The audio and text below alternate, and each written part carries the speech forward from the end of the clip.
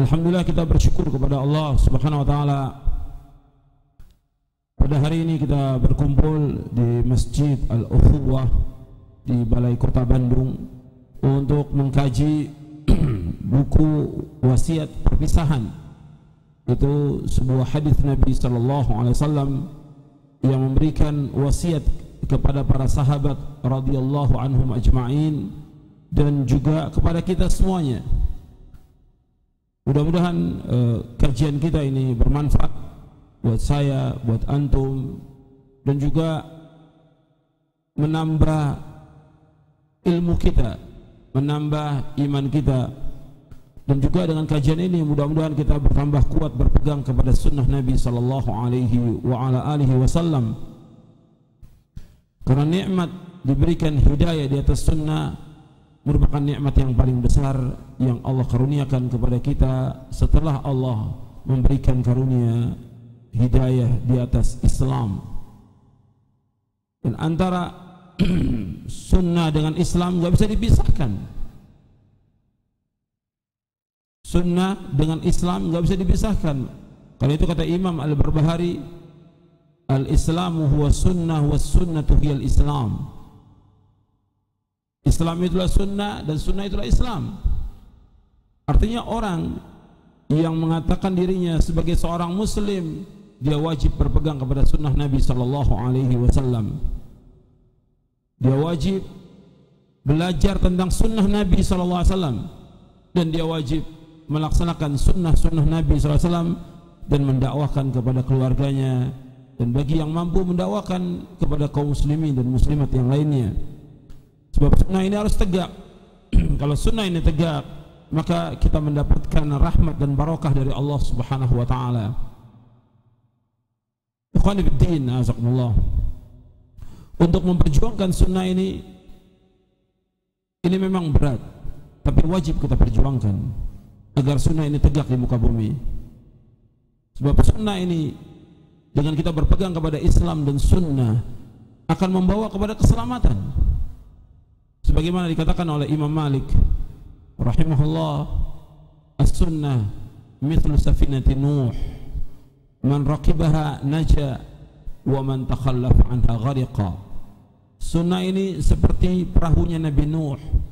Barang siapa menaiki sunnah ini, artinya melaksanakan sunnah ini, maka dia akan selamat. Dan barang siapa yang berpaling dari sunnah, maka dia termasuk orang-orang yang tenggelam, binasa. Makanya Imam Ahmad bin Hanbal rahimahullah, beliau adalah imam Ahlus Sunnah wal Jamaah pada abad kedua Hijriah, yang beliau menganjurkan kita untuk berpegang kepada sunnah. Dan berkali-kali beliau ingatkan, dan dalam bukunya juga beliau ingatkan tentang berpegang kepada sunnah. Imam Ahmad bin Hanbal rahimahullah mengingatkan kepada kita agar kita berpegang teguh dengan sunnah ini, dan memohon kepada Allah agar kita dihidupkan di atas Islam dan sunnah, dan diwafatkan di atas Islam dan sunnah. Karena Islam saja seperti yang kita lihat sekarang ini, ada orang mengikuti firqah-firqah yang sesat, golongan-golongan yang sesat, mereka menisbatkan kepada Islam. Maka perlu penekanan di sini Islam dan sunnah. Berarti orang berpegang kepada sunnah Nabi sallallahu alaihi wasallam. Dengan berpegang kepada sunnah itu, maka dia akan selamat. Dengan berpegang kepada sunnah Nabi sallallahu alaihi wasallam, maka seorang itu akan selamat. Maka kita terus berusaha untuk mendakwakan sunnah ini dan mengajarkan kepada umat tentang sunnah ini. Ikhwan fillah, ma'azakumullah. Imam yang lain juga pernah mengatakan, al-i'tisamu bis sunnati najatun. Al-i'tisam artinya berpegang kepada sunnah, ini jalan keselamatan. Jadi kalau orang ingin selamat dunia dan akhirat, maka dia wajib berpegang kepada sunnah Nabi sallallahu alaihi wasallam. Karena banyaknya manusia yang menyimpang dari jalan siratal mustaqim. Mereka berbuat kesyirikan, mereka berbuat bid'ah yang tidak ada dari Islam sama sekali. Sebab syirik dan bid'ah ini akan membawa kepada kesesatan, dan juga akan membawa kepada kebinasaan dan akan membawa ke neraka, yang insya Allah kita akan bahas nanti di buku ini. Ikhwan fillah, kita bahas buku ini, wasiat perpisahan, karena dalam pembahasan buku ini ada 9 pembahasan. Mudah-mudahan kita dapat membahas seluruhnya. Hadis ini hadis Irbad bin Sariyah radhiyallahu an. Beliau berkata, an Irbad bin Sariyah radhiyallahu an qala shalla bina Rasulullah sallallahu alaihi wasallam zata yawmin thumma aqbala alaina fawa'adana maw'izatan balighatan zarafat minha al-uyun wa wajilat minha al-qulub. Qala qa'il ya Rasulullah ka'anna hadhihi maw'izatu muwaddi'in famadha ta'hadu ilayna. Faqala usikum bitaqwallah was-sam'i wa ta'ah wa in 'abdun habashi fa innahu man ya'ish minkum ba'di fasayara ikhtilafan katsira fa 'alaykum bisunnati وسنة الخلفاء المهديين الراشدين تمسكوا بها وعضوا عليها بالنواجذ وإياكم ومحدثات الأمور فإن كل محدثة بدعة وكل بدعة ضلالة.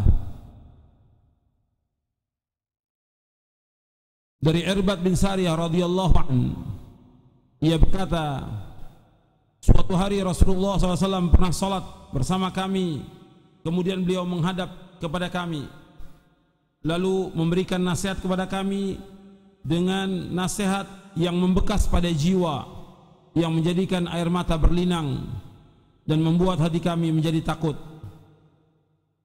Maka seorang berkata, wahai Rasulullah, nasihat ini seakan-akan nasihat dari orang yang akan berpisah.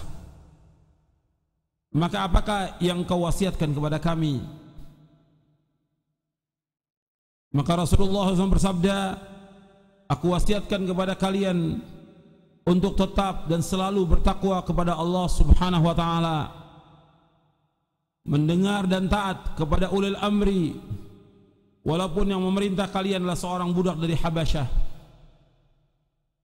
Sungguh orang yang masih hidup di antara kalian sepeninggalku, saya akan melihat perselisihan yang banyak. Maka wajib atas kalian berpegang teguh kepada sunnahku dan sunnah khulafaur rasyidin yang mendapat petunjuk. Peganglah erat-erat dan gigitlah dia dengan gigi geraham kalian, dan jauhilah oleh kalian dari setiap perkara-perkara yang baru dalam agama, karena sesungguhnya setiap perkara yang baru adalah bid'ah dan setiap bid'ah adalah sesat. Hadis ini sahih, diriwayatkan oleh Imam Ahmad dalam musnadnya, Imam At-Tirmidzi, Ibnu Majah, Ad-Darimi, Ibnu Hibban dalam sahihnya, dan juga dalam kitabnya Ibnu Hibban dalam sahihnya. Kemudian Imam Al-Hakim, Ibnu Abi Asim, Al-Baghawi, Al-Baihaqi dalam sunannya, dan yang lainnya. Dan hadis ini disahihkan oleh para ulama ahli hadis. Imam At-Tirmidzi mengatakan hadis ini hasan sahih. Imam Bazzar mengatakan hadis ini sabit sahih. Imam Al-Hakim, Imam Ibnu Abdul Bar mengatakan hadis ini sabit. Imam Al-Hakim mengatakan hadis ini sahih dan tidak ada cacatnya, dan disetujui oleh Imam Az-Zahabi. Dan hadis ini juga disahihkan oleh Syekh Al-Imam Al-Muhaddits Muhammad Nasrul Albani dalam silsilah hadis as-sahihah, dan juga dalam kitabnya Irwaul Ghalil fi takhriji ahadits Manaris Sabil. Hadis ini sahih, disahihkan oleh para ulama ahli hadis. Ikhwan fiddin, azakumullah. Ketika kita menyampaikan satu hadis, ini juga saya ingatkan kepada para dai, para ustadz. Ketika kita menyampaikan satu hadis itu harus kita tahu dulu. Kita periksa hadis itu sahih atau tidak. Enggak boleh setiap yang kita dengar kita sampaikan, tidak boleh. Hadis ini sahih atau tidak? Ketika sahih baru kita sampaikan. Kalau tidak sahih enggak boleh kita sampaikan, tidak boleh. Apalagi kita tahu bahwa hadis itu tidak benar, atau hadis itu dusta, atau hadis itu lemah, apalagi maudhu disampaikan, maka orang yang menyampaikannya termasuk pendusta. Rasulullah sallallahu alaihi wasallam bersabda dalam satu hadis yang sahih yang diriwayatkan oleh Imam Muslim. Nabi bersabda, "Man haddatsa anni bihaditsin yura annahu kadhibun fahuwa ahadul kadhibin." Barang siapa menyampaikan dariku satu hadis yang dia tahu bahwa itu dusta, bahwa itu tidak benar, disampaikan juga, maka dia termasuk salah seorang pendusta. Begitu juga riwayat-riwayat yang sudah jelas maudhu nggak boleh disampaikan, tidak boleh, sama sekali nggak boleh. Kecuali kalau kita ingin menjelaskan bahwa hadis ini palsu atau hadis ini dhaif, boleh kita sampaikan untuk kita jelaskan kepada umat. Tapi menyampaikan hadis yang dhaif, apalagi maudhu, palsu, tidak boleh dalam Islam, karena termasuk berdusta atas nama Rasulullah sallallahu alaihi wasallam. Sedangkan dalam hadis yang sahih mutawatir, Nabi bersabda sallallahu alaihi wasallam, "Man kadzaba alayya muta'ammidan falyatabawwa maq'adahu minan nar." Barang siapa yang berdusta atas namaku dengan sengaja, maka hendaklah ia menempatkan tempat duduknya di neraka. Barang siapa yang berdusta atas namaku dengan sengaja, maka hendaklah ia menempatkan tempat duduknya di neraka. Ancaman yang keras dari Rasulullah sallallahu alaihi wasallam kepada orang-orang yang berdusta atas nama Rasulullah sallallahu alaihi wasallam. Jadi ketika kita menyampaikan hadis harus jelas hadis itu sahih atau tidak. Dan kita tanya kepada ahlinya dan diperiksa sanadnya. Dan siapa perawinya, siapa yang mengeluarkan hadis ini dalam kitab-kitabnya. Dan itu yang dilakukan oleh para ulama ahli hadis sejak zaman dahulu. Makanya mereka tanya dulu sanadnya siapa perawi hadis, sanadnya bagaimana, sahih atau tidak. Sebab kata Abdullah ibn Mubarak, al-isnadu minad din walaula al-isnadu laqala man syaa ma syaa. Sanad itu dari agama. Kalau seandainya tidak ada sanad, orang akan berkata seenaknya atas nama Rasulullah. Maka sanad itu harus ada. Mana sanadnya? Jadi siapa perawinya? Jadi nggak boleh kita menyampaikan hadis yang kita tahu bahwa itu dusta, apalagi bahwa itu maudhu, palsu, nggak boleh disampaikan. Jadi hadis ini sahih, baru kita bahas hadis ini. Yang pertama, pembahasan kita yang pertama, disyariatkannya memberikan nasihat. Dan Nabi SAW selalu memberikan nasihat kepada para sahabatnya. Dan Nabi juga bersabda dalam hadis yang sahih, ad-dinun nasihah, ad-dinun nasihah, ad-dinun nasihah, agama ini nasihat, agama ini nasihat.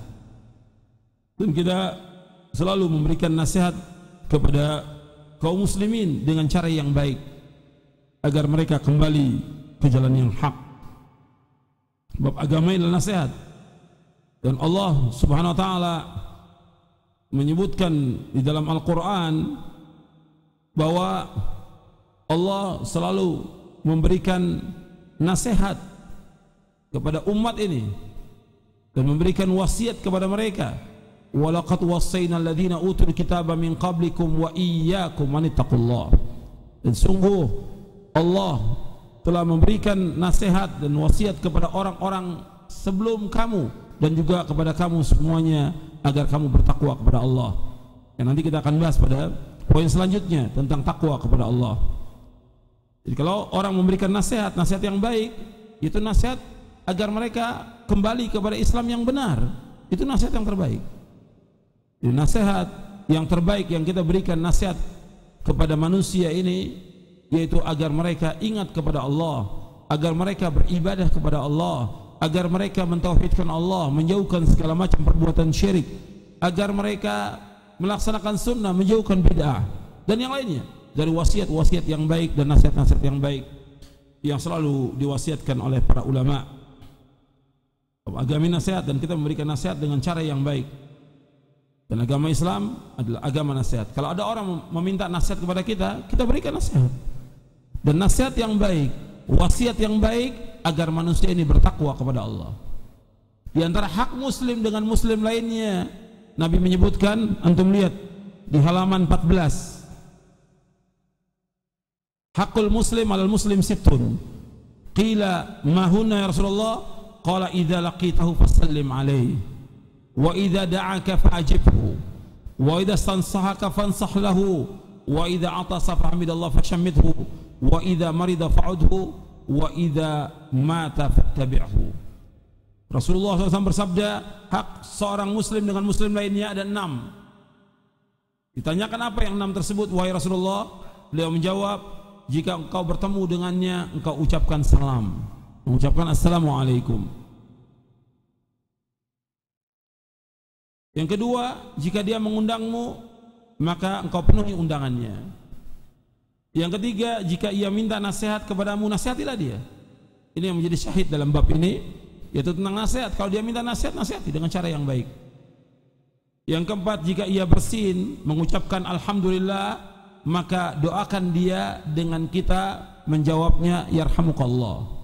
Jadi kalau ada orang yang bersin dan dia mengucapkan alhamdulillah dan kita dengar, maka kita wajib menjawabnya dengan yarhamukallah. Kita wajib menjawabnya dengan yarhamukallah.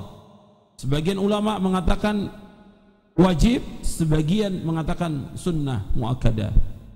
Kalau kita dengar orang bersin mengucapkan alhamdulillah, maka kita mendoakan dia dengan yarhamukallah. Kemudian yang kelima, apabila dia sakit maka jenguk. Ini hak muslim dengan muslim, kalau dia sakit jenguk. Dan yang keenam, apabila dia meninggal dunia maka antarkan jenazahnya. Hadis ini sahih riwayat Bukhari, Muslim dan yang lainnya. Jadi dalam hadis ini disebutkan tentang nasihat. Jadi kalau dia minta nasihat, maka nasihati dengan cara yang baik. Kemudian juga ikhwan fiddin, jazakumullah, dalam masalah rumah tangga juga demikian. Suami istri, Allah menganjurkan untuk memberikan nasihat kepada istri. Suami selalu memberikan nasihat dengan baik kepada istrinya dan memberikan nasihat yang baik kepada anak-anaknya. Begitu juga dalam kita bersahabat, demikian juga. Sebab enggak semua manusia itu sama. Kadang-kadang juga ada yang lalai, ada yang akhlaknya tidak baik, ada yang lainnya. Maka kita memberikan nasihat dengan cara yang baik agar dia kembali ke jalan yang benar. Jangan dibiarkan. Kalau dibiarkan, kesian. Nanti terus dia menerus dalam berbuat syirik, dalam berbuat bid'ah, dengan akhlaknya yang jelek. Kalau kita nggak berikan nasihat, kesian dia. Maka kita berikan nasihat dengan cara yang baik agar dia kembali ke jalan yang hak ini. Kemudian yang kedua, pembahasan yang kedua tentang keutamaan salafus saleh. Di sini disebutkan tentang para sahabat radhiyallahu anhum ajma'in, fawa'adhana mau'idatan balighatan zarafat minhal uyun wa wajilat minhal qulub. Lalu Nabi SAW memberikan nasihat kepada kami dengan nasihat yang membekas pada jiwa, yang menjadikan air mata kami berlinang, membuat hati kami menjadi takut. Antum melihat para sahabat radhiyallahu anhum ajma'in, ketika mereka diberikan nasihat oleh Rasulullah SAW, hatinya itu takut dan mereka menangis. Menangisnya mereka karena takut kepada Allah. Jadi al-buka min khasyatillah. Mereka menangis karena takut kepada Allah Subhanahu wa ta'ala. Antum lihat ciri orang yang beriman. Allah berfirman dalam surah Al-Anfal ayat 2. Ciri orang-orang yang beriman. Allah menyebutkan innamal mu'minuna alladhina idza dzukirallahu wajilat qulubuhum wa idza tuliyat 'alaihim ayatuhu zadatuhum imana wa 'ala rabbihim yatawakkalun. Sesungguhnya orang-orang yang beriman adalah mereka yang apabila disebut nama Allah gemetar atau takut hatinya, dan apabila dibacakan ayat-ayat kepada mereka, itu ayat-ayat Allah kepada mereka, maka bertambah kuat imannya dan hanya kepada Rabb mereka bertawakal. Di sini disebutkan idza dzukirallahu wajilat qulubuhum. Apabila disebut nama Allah, takut hati mereka. Disebut nama Allah, takut hati mereka. Ya, mereka takut karena Allah, dan mereka menangis pun karena Allah Subhanahu wa ta'ala. Begitu juga Allah menyebutkan tentang ahlul kitab, orang-orang Nasrani yang beriman kepada Rasulullah SAW, orang Nasrani yang beriman kepada Rasulullah SAW, Allah menyebutkan, wa idza sami'u ma unzila ila rasuli tara a'yunahum tafidhu minad dam'i mimma arafu minal haqq. Dan apabila mereka mendengar Al-Quran yang diturunkan kepada Rasulullah SAW, kamu lihat mereka mencucurkan air mata disebabkan kebenaran yang telah mereka ketahui dari kitab-kitab mereka sendiri. Ini tentang ahlul kitab yang mereka beriman kepada Rasulullah SAW. Kemudian ikhwan fillah, orang yang menangis karena takut kepada Allah itu nggak akan disentuh oleh api neraka nanti pada hari kiamat. Rasulullah bersabda, ainani la tamassuhuman nar, ainun bakat min khasyatillah wa ainun batat tahrusu fi sabilillah. Rasulullah bersabda, ada dua mata yang tidak akan disentuh oleh api neraka, mata yang menangis karena takut kepada Allah dan mata yang begadang untuk berjaga di jalan Allah. Hadis ini sahih riwayat Tirmidzi dari sahabat Abdullah bin Abbas. Ikhwan fillah, azakumullah. Di sini disebutkan dua mata yang tidak akan disentuh oleh api neraka. Yang pertama yaitu orang yang menangis karena takut kepada Allah.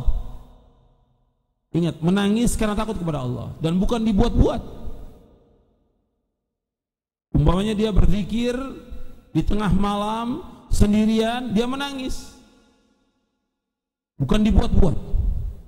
Banyak orang yang menangis sekarang ini dibuat-buat. Berzikir dengan sambil menangis dibuat-buat, tidak boleh dalam Islam, tidak boleh. Jadi menangis, sebab menangis itu banyak disebutkan oleh Imam Ibnu Qayyim.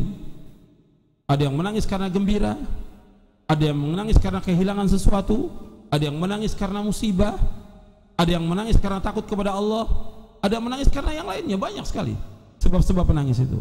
Tapi yang tidak akan disentuh oleh api neraka, orang yang menangis karena takut kepada Allah Subhanahu wa ta'ala. Makanya ketika Nabi SAW menyebutkan tentang orang yang berzikir, berzikir itu sendirian. Ketika Nabi menyebutkan 7 golongan yang dilindungi Allah pada hari kiamat, wa rajulun dzakarallaha khalian fafadat ainah. Seorang yang berzikir di saat sepi, nggak ada orang lain, sepi sendirian dia.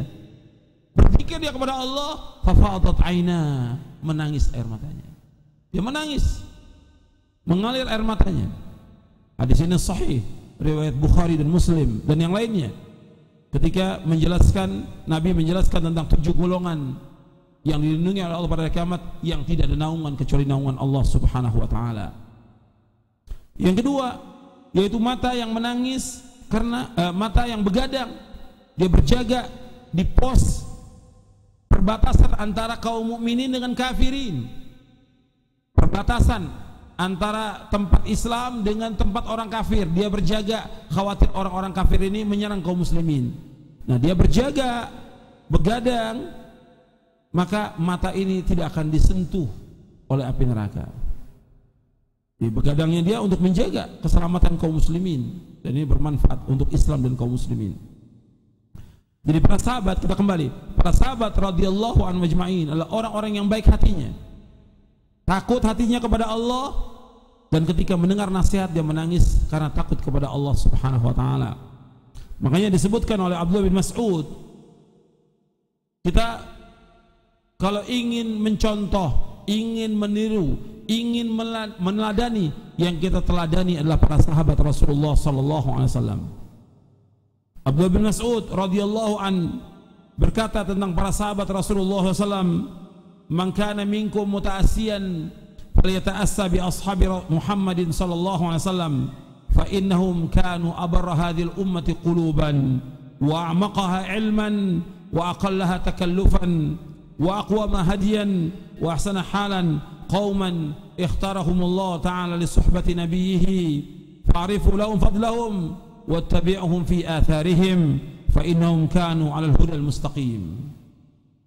Kata Abdullah bin Mas'ud radhiyallahu an, barang siapa di antara kalian yang ingin meneladani, hendaklah ia meneladani para sahabat Nabi Muhammad sallallahu alaihi wa ala alihi wasallam, karena sungguhnya mereka adalah umat yang paling baik hatinya, paling dalam ilmunya, paling sedikit bebannya, paling lurus petunjuknya, dan paling baik keadaannya satu kaum yang Allah telah memilih mereka untuk menemani nabinya, maka kenalilah keutamaan mereka, ikutilah asar-asarnya, karena mereka berada di atas jalan yang lurus. Ini diriwayatkan oleh Imam Ibnu Abdul Barr dalam kitabnya Jami' Bainal Ilmi wa Fadlih. Antum lihat di sini, Abdul Mas'ud menyuruh kita untuk mengikuti, meneladani para sahabat Rasulullah SAW. Beliau mengatakan demikian karena Allah Subhanahu wa taala menyuruh kita semuanya untuk mengikuti para sahabat Rasulullah SAW. Allah Subhanahu wa taala menyuruh kita untuk mengikuti para sahabat Rasulullah SAW. Kita wajib mengikuti mereka. Antum lihat ayatnya di dalam surah At-Taubah ayat 100. Allah berfirman, "Was-sabiqunal awwalun minal muhajirin wal ansar walladzina ittaba'uhum bi ihsanin radhiyallahu anhum wa radu an wa 'adda lahum jannatin tajri tahtal anharu khalidina fiha abada dzalikal fawzul 'azim." Orang-orang yang terdahulu lagi pertama-tama masuk Islam di antara orang muhajirin dan ansar, orang-orang yang mengikuti mereka dengan baik, maka Allah redha terhadap mereka dan mereka redha kepada Allah. Allah menyediakan bagi mereka surga-surga yang mengalir di bawahnya sungai-sungai, mereka kekal dalamnya selama-lamanya. Itulah kemenangan yang besar. Di sini Allah menyebutkan tentang para sahabat. Para sahabat sebagaimana yang sudah kita ketahui, ada muhajirin, ada ansar. Muhajirin yang hijrah dari Mekah ke Madinah, ansar adalah orang-orang yang berada di Madinah, kaum muslimin yang berada di Madinah. Muhajirin ansar inilah yang generasi yang terdahulu dalam beriman, dalam berhijrah, dalam berjihad, dalam membantu Rasulullah SAW dalam menegakkan agama Islam ini. Maka Allah menyebutkan Allah redha kepada mereka. Allah redha kepada para sahabat radhiyallahu anhum, dan kita wajib mengikuti mereka. Kalau umat Islam mengikuti para sahabat Rasulullah SAW dalam akidahnya, dalam manhajnya, dalam beragama sebagaimana agamanya para sahabat, maka kita pun akan diridai oleh Allah Subhanahu wa taala.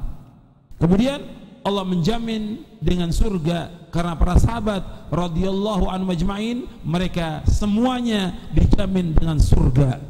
Allah berfirman dengan ayat ini, wa'adalum jannatin tajri tahtal anharu khalidina fiha abada dzalikal fawzul 'azim. Allah sediakan bagi mereka, pertama kali bagi siapa? Bagi para sahabat semuanya.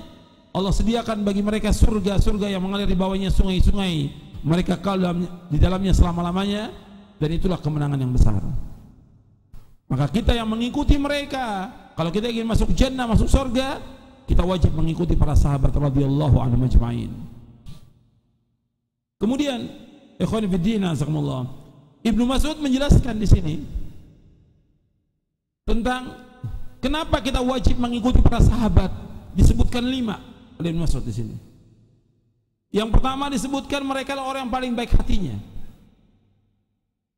Yang kedua disebutkan mereka orang yang paling dalam ilmunya. Yang ketiga paling sedikit bebannya.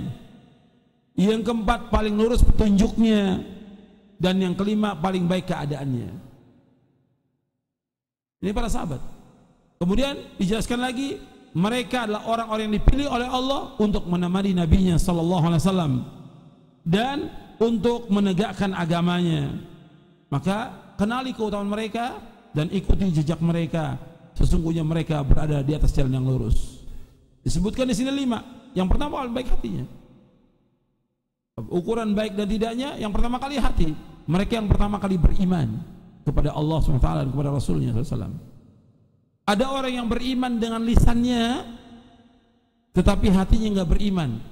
Orang ini disebut dalam Islam orang apa? Lisannya mengatakan beriman, tapi hati nggak beriman. Dikatakan apa oleh Allah? Orang-orang munafik. Allah sebutkan dalam surah Al-Baqarah, wa minan nasi may yaqulu amanna billahi wa bil yaumil akhir wa ma hum bimu'minin. Di antara manusia yang mengatakan kami beriman kepada Allah dan hari akhir, pada hakikatnya mereka tidak beriman. Karena apa? Hatinya tidak beriman. Dan perbedaan antara orang mukmin dengan orang yang beriman, dan perbedaan antara orang mukmin dengan orang munafik, hatinya. Yang pertama hatinya, baru setelah itu amalnya. Hatinya dulu. Sebagaimana disebutkan oleh Al-Imam Ibnul Qayyim di dalam kitabnya Ighathatul Lahafan min Masaidi Syaitan. Hatinya, paling baik hatinya para sahabat. Kalau hati ini baik, seluruh tubuh akan baik. Kalau hati jelek, seluruh tubuh akan jelek. Hati para sahabat yang terbaik. Yang kedua, dalam ilmunya, para sahabat orang berilmu. Allah sebutkan dalam Al-Quran, di dalam surah Saba, di dalam surah Muhammad, mereka disebutkan oleh Allah, wa yara alladziina utul ilma. Dan orang-orang berilmu melihat, orang-orang yang berilmu, para sahabat yang dimaksud. Dijelaskan dalam tafsir-tafsir, yaitu para sahabat radhiyallahu majma'in. Mereka adalah orang-orang yang berilmu, yang paling dalam ilmunya, paling paham tentang Quran dan Sunnah, dan mereka yang pertama kali melaksanakan Al-Quran wa Sunnah. Yang ketiga, paling sedikit bebannya, mereka tidak takalluf. Mereka sanggup, mereka laksanakan. Mereka nggak sanggup, mereka tidak laksanakan. Yang memang dari sunnah-sunnah yang berat yang mereka nggak mampu laksanakan. Yang wajib mereka laksanakan. Semua yang wajib dilaksanakan oleh mereka. Mereka ketika ditanya, contoh, mereka ini tidak takalluf. Contoh, ketika mereka ditanya pertanyaan yang mereka nggak mampu jawab, mereka nggak jawab. Makanya pernah sahabat Badar, 120 sahabat Badar, 120 orang sahabat Badar, ditanya mereka tentang masalah agama. Dari yang pertama ditanya, nggak mau jawab mereka, diserahkan kepada yang lain, yang lebih alim dari dia, diserahkan kepada yang lain, sampai kembali lagi kepada yang pertama. Bukan mereka nggak mau jawab, takut mereka salah dalam menjawabnya, tidak takalluf. Kalau kita lihat sekarang ini, semua pertanyaan dijawab, bahkan bukan dengan dalil. Menurut pendapat saya jawabannya begini. Gimana tidak rusak agama ini? Dijawab bukan dengan dalil, tapi dengan ra'yu. Kemudian yang keempat, bahwa mereka adalah orang yang lurus petunjuknya. Jadi yang kita contoh, yang kita ikuti orang yang lurus petunjuknya. Para sahabat lurus petunjuknya. Mereka berada di atas siratal mustaqim. Mereka sahabat berada di atas siratal mustaqim. Maka kita ikut jejak mereka, wajib kita mengikuti mereka. Yang keempat, yang kelima, mereka keadaannya baik, kehidupannya baik mereka. Tentang akidahnya, tentang ibadahnya, tentang rumah tangganya, tentang muamalahnya, mereka baik semuanya. Keadaan hidup mereka baik. Mereka hidupnya dalam kehidupan ini zuhud dan qanaah hidupnya. Tidak cinta kepada dunia dan tidak tamak kepada dunia. Mereka hidup dengan apa adanya dan banyak bersyukur kepada Allah Subhanahu wa taala, dan mereka adalah orang-orang yang jujur, tidak pernah bohong. Maka Allah berfirman dalam Al-Qur'an di dalam surah At-Taubah, ya ayyuhalladzina amanu taqullaha wa kunu ma'as shadiqin. Wahai orang-orang yang beriman, bertakwalah kepada Allah dan adalah kalian bersama orang-orang yang jujur. Maksudnya para sahabat. Maksudnya para sahabat radhiyallahu anhum ajma'in. Kemudian ikhwan fillah, jazakumullah, para sahabat adalah orang-orang yang mulia, dimuliakan oleh Allah, dan Allah telah redha kepada mereka. Laqad radhiyallahu 'anil mu'minin idh yubayyi'unaka tahta asy-syajarah. Sungguh Allah telah redha kepada orang-orang mukmin, itu para sahabat, ketika mereka berjanji di bawah pohon bersama Rasulullah SAW. Disebutkan oleh Allah di dalam surah Al-Fatah ayat 18. Allah telah redha kepada para sahabat. Karena itu enggak boleh ada seorang yang mencaci maki sahabat, menjelekkan sahabat, menghina sahabat, atau menuduh sahabat dengan tuduhan yang tidak benar. Ini semuanya perbuatan dosa besar. Tidak boleh sama sekali mencaci maki sahabat. Nabi SAW bersabda, antum lihat di halaman 23. Nabi bersabda, la tasubbu ashabi walladhi nafsi biyadihi law anna adakum anfaqa mithla uhudin dhahaba ma adraka mudadim wala nasifah. Jangan kalian mencaci maki para sahabatku. Demi Allah yang diriku berada di tangannya, sungguh jika seandainya salah seorang dari kalian berinfak sebesar gunung Uhud berupa emas, maka belum mencapai nilai infak mereka, meskipun mereka para sahabat infak hanya 1 mud, yaitu sepenuh 2 telapak tangan, dan tidak juga separuhnya. Hadis ini sahih riwayat Bukhari, Muslim, Abu Dawud, Tirmidzi, Ahmad, Al-Baghawi dan yang lainnya. Nabi SAW bersabda, jangan kalian mencaci maki para sahabatku. Kalau seandainya kita sekarang ini infak sebesar gunung Uhud berupa emas, Sahabat di zaman Nabi infak sebesar 2 telapak tangan berupa makanan. Sahabat ini infak makanan sebesar 2 telapak tangan. Mereka infak kepada orang-orang fakir miskin. Nilainya lebih tinggi para sahabat daripada kita yang sekarang ini infak sebesar gunung Uhud berupa emas. Ribuan ton emas kita infak kepada kaum muslimin seluruh Indonesia ini belum bisa mencapai derajatnya sahabat. Ini yang mengatakan adalah as-sadiqul masduq, itu Rasulullah sallallahu alaihi wasallam yang tidak pernah berdusta seumur hidupnya. Rasulullah yang mengatakan demikian. Maka enggak boleh ada sekali-kali orang mencaci maki sahabat. Maka orang yang mencaci maki sahabat, umpamanya dia mencela Abu Bakar, mencela Umar, mencela Uthman, mencela Aisyah, mencela Hafsah, mencela Muawiyah, dan mencela yang lainnya, maka orang yang mencela ini adalah musuh daripada Islam. Orang yang mencela sahabat adalah orang-orang munafik.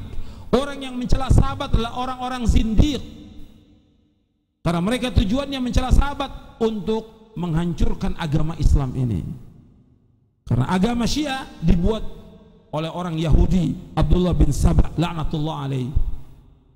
Nggak boleh ada sekali-kali orang mencela sahabat. Hukumnya haram dan termasuk dosa besar. Hukumnya haram dan termasuk dosa besar. Makanya orang yang mencaci maki sahabat adalah orang-orang munafik, seperti dikatakan oleh Imam Abu Zur'a Razi. Antum lihat di halaman 23-24. Imam Abu Zur'a Razi, seorang imam ahli hadis yang wafat tahun 264 Hijriah. Beliau mengatakan, apabila engkau melihat seorang mencaci maki seorang sahabat Rasulullah SAW, maka ketahuilah bahwa dia adalah zindik, karena akidah kita bahwasanya Rasulullah SAW adalah hak, Al-Quran adalah hak, dan hanya para sahabatlah yang menyampaikan Al-Quran ini kepada kita. Mereka hendak mencela saksi-saksi kita, yaitu para sahabat, agar dapat membatalkan Al-Quran dan Sunnah, padahal celaan itu lebih pantas bagi mereka, dan mereka adalah orang-orang zindik. Ini disebutkan dalam kitab Al-Kifayah fi ma'rifati usuli ilmi riwayah oleh Al-Imam Abu Bakar bin Ali bin Thabit, yang terkenal dengan Al-Khatib Al-Baghdadi. Jadi orang-orang yang mencaci maki sahabat hukumnya dosa besar, dosa besar, dan mereka adalah orang-orang munafik. Maka enggak boleh ada sekali-kali orang mencela para sahabat radhiyallahu anhum, tidak boleh. Dan kita boleh menyebutkan kebaikan mereka. Kalau mereka ada salah sebagai manusia, tapi kesalahan mereka dibandingkan dengan kebaikan mereka, akan terhapus kesalahan mereka. Lautan kebaikan mereka, kesalahan paling mereka berbuat 1 atau 2 kesalahan, atau 10 atau 100 kesalahan, tapi kebaikan mereka lautan kebaikan. Dihapuskan dosa mereka oleh Allah SWT. Maka kewajiban kita mendoakan kebaikan untuk mereka. Allah menyebutkan dalam surah Hasyr surah 59 di ayat yang ke-8, Allah menyebutkan tentang orang-orang muhajirin. Di ayat yang ke-9 Allah menyebutkan tentang orang-orang Ansar. Dan di ayat yang ke-10 Allah menyebutkan tentang kita, artinya orang-orang yang datang sesudah para sahabat. Dari tabi'in, tabi'ut tabi'in, Allah berfirman, walladzina ja'u min ba'dihim yaquluna rabbana ighfir lana wa li ikhwanina alladhina sabaquna bil iman wa la taj'al fi qulubina ghillal ladzina amanu rabbana innaka ra'ufur rahim. Dan orang-orang yang datang sesudah mereka, sesudah muhajirin ansar, dari mulai tabi'in sampai hari kiamat, dari mulai tabi'in sampai hari kiamat, mereka mendoakan kebaikan untuk para sahabat. Wahai Rabb kami, ampuni dosa kami dan dosa saudara-saudara kami yang lebih dahulu beriman daripada kami. Jangan kau jadikan dalam hati kami rasa dengki, rasa benci kepada orang beriman. Wahai Rabb kami, sungguhnya Engkau Maha Penyantun dan Maha Penyayang. Ini tentang keutamaan para sahabat radhiyallahu anhum ajma'in. Sekarang kita masuk poin yang ketiga.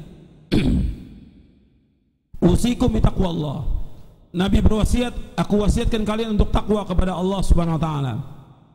Takwa kepada Allah. Allah menyebutkan dalam surah An-Nisa tentang takwa ini. Allah berfirman dalam surah An-Nisa, "Wa laqad wassayna alladziina utul kitaba min qablikum wa iyyakum an ittaqullah wa in takfuru fa inna lillahi ma fis samawati wa ma fil ard wa kana Allahu ghaniyan hamida." Dan sungguh kami telah memerintahkan kepada orang-orang yang telah diberi kitab sebelum kamu dan juga kepada kamu agar kamu bertakwa kepada Allah. Tapi jika kamu ingkar, maka ketahuilah milik Allah lah apa yang ada di langit dan apa yang di bumi, dan Allah Maha Kaya dan Allah Maha Terpuji. Ikhwani fiddin, azakumullah. Tentang takwa, ini wasiat yang terbaik dan nasihat yang terbaik. Saya akan jelaskan tentang takwa. Pengertian takwa ini wasiat yang paling baik, takwa. Dan sering khatib-khatib dalam setiap Jumat mengingatkan untuk bertakwa kepada Allah, tapi takwa itu tidak dijabarkan. Yang pertama nggak dijelaskan apa makna takwa, yang kedua nggak dijabarkan. Jadi selama-lamanya puluhan tahun umat Islam nggak paham apa itu takwa. Takwa dijelaskan di sini oleh Talaq bin Habib, yang dikatakan takwa an ta'mala bi ta'atillah ala nuri min Allah tarju thawaballah wa an tatruka ma'siyatallah ala nuri min Allah takhafu iqaballah. Yang dikatakan takwa yaitu an ta'mala bi ta'atillah ala nuri min Allah tarju thawaballah, yaitu engkau, takwa itu engkau mengamalkan ketaatan kepada Allah dengan cahaya dari Allah karena mengharapkan ganjaran dari Allah. Wa an tatruka ma'siyatallah ala nuri minallah takhafu iqaballah, dan engkau meninggalkan maksiat kepada Allah dengan cahaya dari Allah karena takut kepada azab Allah. Jadi takwa, kita melaksanakan ketaatan, dasarnya kita laksanakan ketaatan karena iman kepada Allah dan karena kita ikhlas melaksanakan. Umpamanya antum menuntut ilmu, kita melaksanakan ketakwaan kepada Allah dengan menuntut ilmu ini, kita jalankan, kita belajar, kita menuntut ilmu, yang pertama karena iman kepada Allah, yang kedua karena ikhlas semata-mata karena Allah SWT.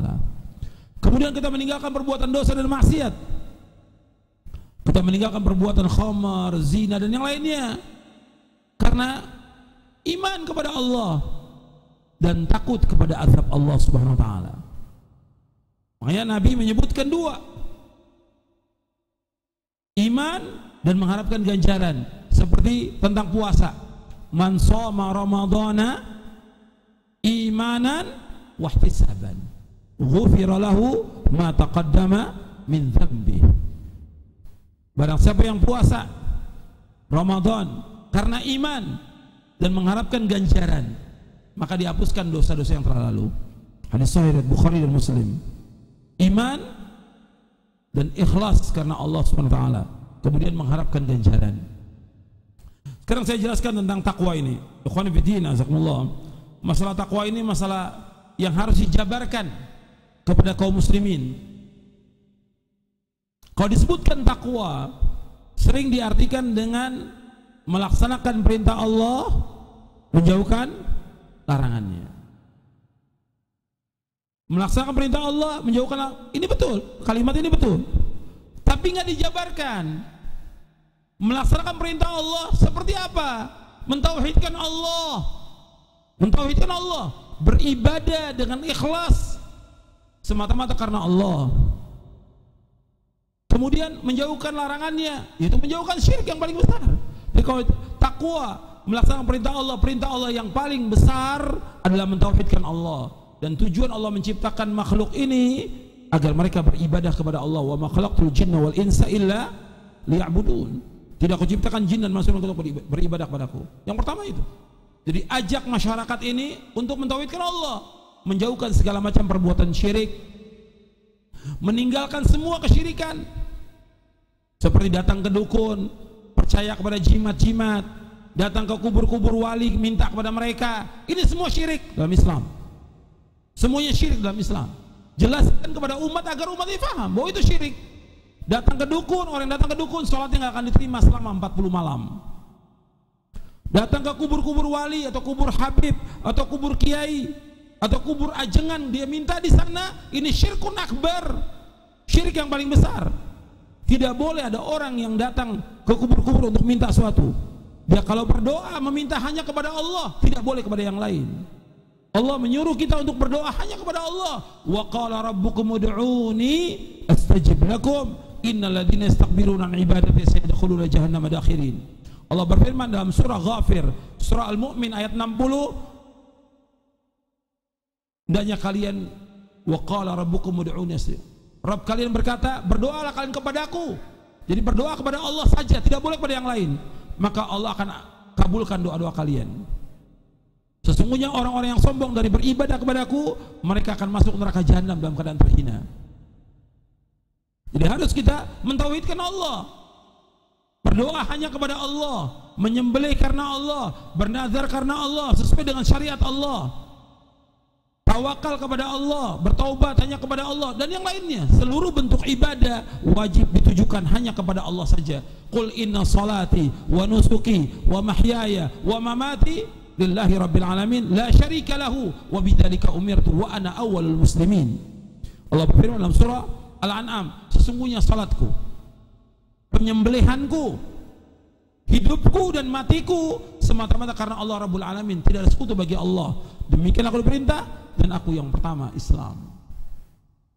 Dan seluruh bentuk ibadah wajib ditujukan hanya kepada Allah. Kalau dipalingkan kepada selain Allah, maka ini syirkun akbar, syirik yang paling besar yang Allah tidak akan redho selama-lamanya.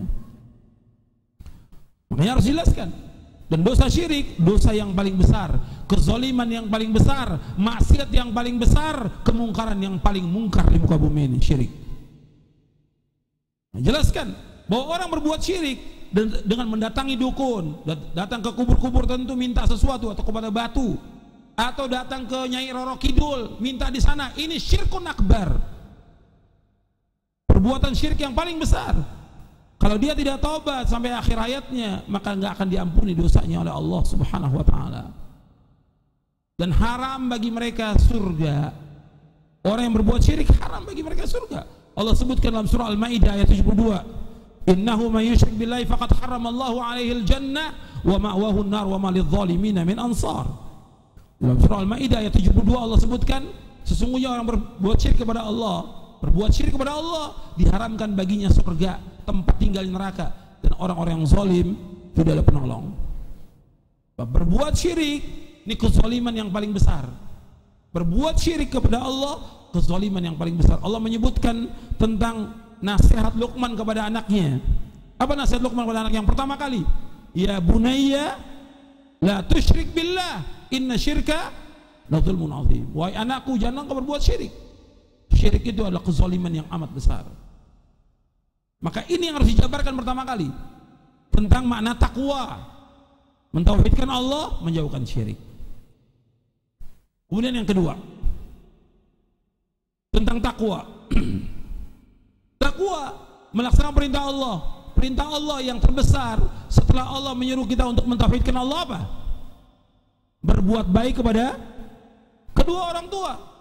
Allah berfirman dalam surah An-Nisa ayat 36, wa'budullaha wa la tusyriku bihi syai'a wa bil walidaini ihsana. Dan hendaklah kalian beribadah hanya kepada Allah, dan jangan kalian menyekutukan Allah dengan sesuatu, dan hendaklah kalian berbuat baik kepada orang tua. Nah, sekarang kita bertakwa tidak kepada Allah dengan berbuat baik kepada kedua orang tua. Karena kita lihat banyak anak-anak yang durhaka pada orang tuanya, kurang ajar kepada orang tuanya, berkata dengan kalimat yang kasar kepada orang tuanya, membantah orang tuanya, hukumnya haram dan dosa besar. Allah Subhanahu wa taala berfirman, wa qada rabbuka alla ta'budu illa iyyahu wa bil walidaini ihsana imma yablughanna 'indaka al-kibara ahaduhuma aw kilahuma fala taqul lahumu uff wa la tanharhuma wa qul lahumu qawlan karima wa khfid lahumu janaha adh-dhulli minar rahmah wa qur rabbirhamhuma kama rabbayani shaghira. Tolong panitia anak-anak ganggu.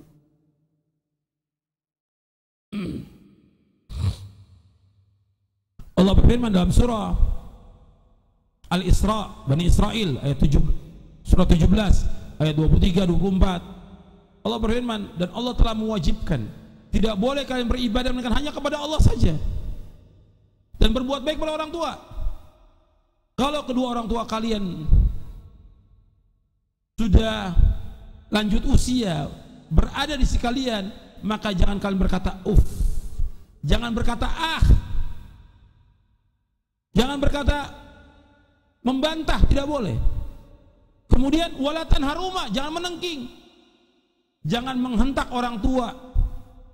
Kadang-kadang disuruh anaknya oleh orang tua bantah, kadang-kadang banting pintu, menyentakkan kaki, menyentakkan tangan. Ini nggak boleh, hukumnya haram dalam Islam. Fala taqul lahuma uffin wala tanharuma, jangan menengking. Wa qul lahuma qaulan karima, dan katakan kepada kedua orang tua kamu dengan perkataan yang mulia, yang terbaik. Ini banyak anak-anak yang durhaka. Anak yang durhaka tidak akan barokah hidupnya. Antum ingat seumur hidup, anak yang durhaka nggak akan barokah hidupnya. Meskipun dia kaya, nggak akan barokah hidupnya. Nggak akan barokah. Disuruh oleh Allah SWT dalam banyak ayat untuk berbakti kepada kedua orang tua. Takwa kepada Allah dengan berbakti kepada orang tua. Takwa kepada Allah dengan berbakti kepada orang tua. Yang menyuruh kita berbakti kepada orang tua, Allah dalam Al-Quran. Yang menyuruh kita berbuat baik pada orang tua, Rasulullah SAW. Bapak ibu kita hormati, muliakan dia. Kalau dia miskin gak mampu, kita berikan nafkah, wajib kita berikan nafkah. Bantu dia. Disuruh orang tua, dipanggil orang tua, sami'na wa ata'na. Kecuali kalau dia menyuruh untuk berbuat maksiat, nggak boleh taat. Terus perhatikan orang tua. Kalau kita berbuat baik dengan orang tua, akan diberikan ganjaran yang besar oleh Allah.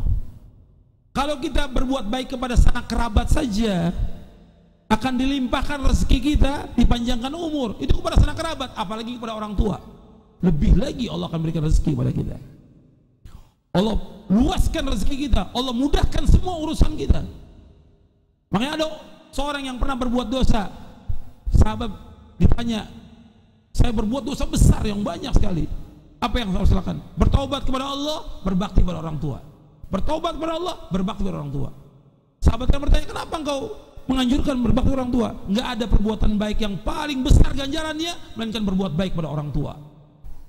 Itu perhatikan tuh, samping haji, umroh, berbuat baik pada orang tua, ini ganjarannya semuanya besar dan menghapuskan dosa-dosa yang luar biasa. Makanya ini takwa kepada Allah. Kemudian juga takwa kepada Allah SWT tentang istri. Ini perhatikan, banyak suami-suami yang enggak memperhatikan istrinya, dan memperhatikan istrinya. Dia ngaji, bahkan ada yang dakwah, sibuk dakwah, istrinya nggak pakai jilbab, istrinya berbuat maksiat, istrinya ngobrol dengan laki-laki lain dan yang lainnya. Ini suami ini nggak bertakwa kepada Allah Subhanahu Wa Taala. Bahkan dibiarkan anaknya berduaan dengan laki-laki lain, anak perempuan yang terbuka auratnya dibiarkan dengan laki-laki lain. Ini suami yang seperti ini, dayuth namanya. Dayuth, kepala rumah tangga yang membiarkan adanya kejelekan dalam rumah tangganya, termasuk diancam oleh Rasulullah tidak masuk surga. Nabi menyebutkan 3 golongan yang tidak masuk surga dalam satu hadis yang sahih yang diriwayatkan oleh Imam Ahmad dan Hakim. Kata Nabi, "Thalathun la yadkhuluna al-jannah, la yadkhuluna al-jannah wa la yanzurullahu ilaihim yaumal qiyamah. Al-aq li walidayhi wal mar'atul mutarajjilatul mutasyabbihatu birrijal wad dayyuth." Kata Nabi SAW, ada 3 golongan yang tidak masuk surga dan Allah tidak lihatnya pada hari kiamat nanti. Yang pertama 3 golongan ini, yang pertama anak yang durhaka pada orang tuanya. Yang kedua perempuan yang menyerupai laki-laki. Perempuan yang menyerupai laki-laki. Pakaiannya seperti laki-laki, gayanya seperti laki-laki. Yang ketiga, dayuth, yaitu kepala rumah tangga yang membiarkan adanya kejelekan dalam rumah tangganya. Dayuth. Makanya para suami wajib dia bertakwa kepada Allah, kepada istrinya. Bertakwa kepada Allah dengan menasihati istrinya, mengajak istrinya kepada kebaikan, dan dia berlaku lemah lembut kepada istrinya, memberikan nasihat dengan lemah lembut. Kata Nabi SAW, fattaqullaha fin nisa, kata Rasulullah, bertakwalah kepada Allah terhadap wanita. Nabi juga bersabda, wastausu bin nisa'i khaira, nasihatilah wanita dengan cara yang baik. Nasihati Sebab wanita secara umum tulang yang bengkok, kata Rasulullah SAW. Nasihati terus. Kalau dibiarkan dia akan tetap bengkok. Maka terus nasihati. Kalau dipaksakan dia akan patah. Patahnya itu cerai. Nabi ingatkan terus wanita ini, nasihati. Dan dia makhluk yang lemah, nasihati dengan cara yang baik agar dia bertakwa kepada Allah. Kemudian juga yang perlu diingat ya tentang wanita ini kepada para suami. Jadi dia diajak untuk berpakaian yang sempurna sesuai dengan syariat ini. Kemudian diajak mereka untuk ngaji sesuai dengan sunnah. Kepada suaminya ikut sunnah, istrinya jadi tokoh ahlul bidah, bikin pengajian yang beda, nggak boleh. Dia wajib mengajak istrinya untuk sami'na wa ata'na, taat kepada ajaran Islam yang hak ini. Sebab perempuan kewajibannya taat kepada suami. Dan juga saya ingatkan kepada ibu-ibu dan kepada akhwat bahwa jalannya wanita untuk masuk surga dengan taat pada suami. Jalannya wanita untuk masuk surga dengan taat pada suami. Dan Allah tidak memberikan beban yang berat kepada wanita, tidak. Mudah. Nabi pernah menyebutkan tentang wanita yang dijamin dengan surga. Tolong diingat oleh ibu-ibu dan akhwat sekalian. Nabi menyebutkan dalam satu hadis yang diriwayatkan oleh Imam Ibn Hibban dalam kitabnya Mawaridudz Dhama'an, dan hadis ini sahih. Nabi bersabda, "Idza shallatil mar'atu khamsaha wa shamat syahraha wa hassanat farjaha wa ata'at ba'laha dakhalatil jannati min abwabil jannati sya'at." Apabila seorang wanita salat yang 5 waktu, puasa Ramadan,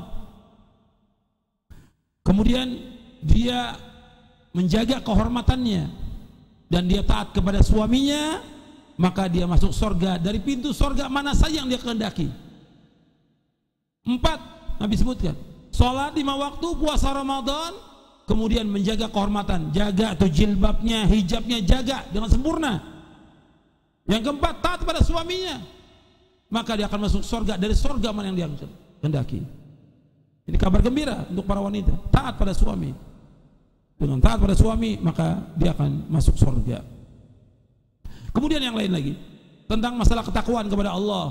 Ini juga yang perlu diperhatikan. Takwa tentang anak-anak, kita harus sekolahkan anak-anak kita di sekolah Islam. Nggak boleh sekali di sekolah Kristen, tidak boleh. Apalagi di sekolah-sekolah ahlul bidah. Di sekolah ahlul bidah tidak boleh, apalagi sekolah Kristen, tidak boleh. Harus sekolahkan sekolah Islam yang bermanhaj benar, Al-Quran wa sunnah ala fahmi salaf. Sekolahkan, karena kita ingin anak kita jadi anak-anak yang saleh dan salehah. Kita ingin anak kita berbakti pada orang tuanya dan taat kepada Allah Subhanahu wa taala. Maka taat, takwa kepada Allah tentang anak kita. Perhatikan anak kita, pergaulannya, pendidikannya, perhatikan. Ini takwa kepada Allah tentang anak kita.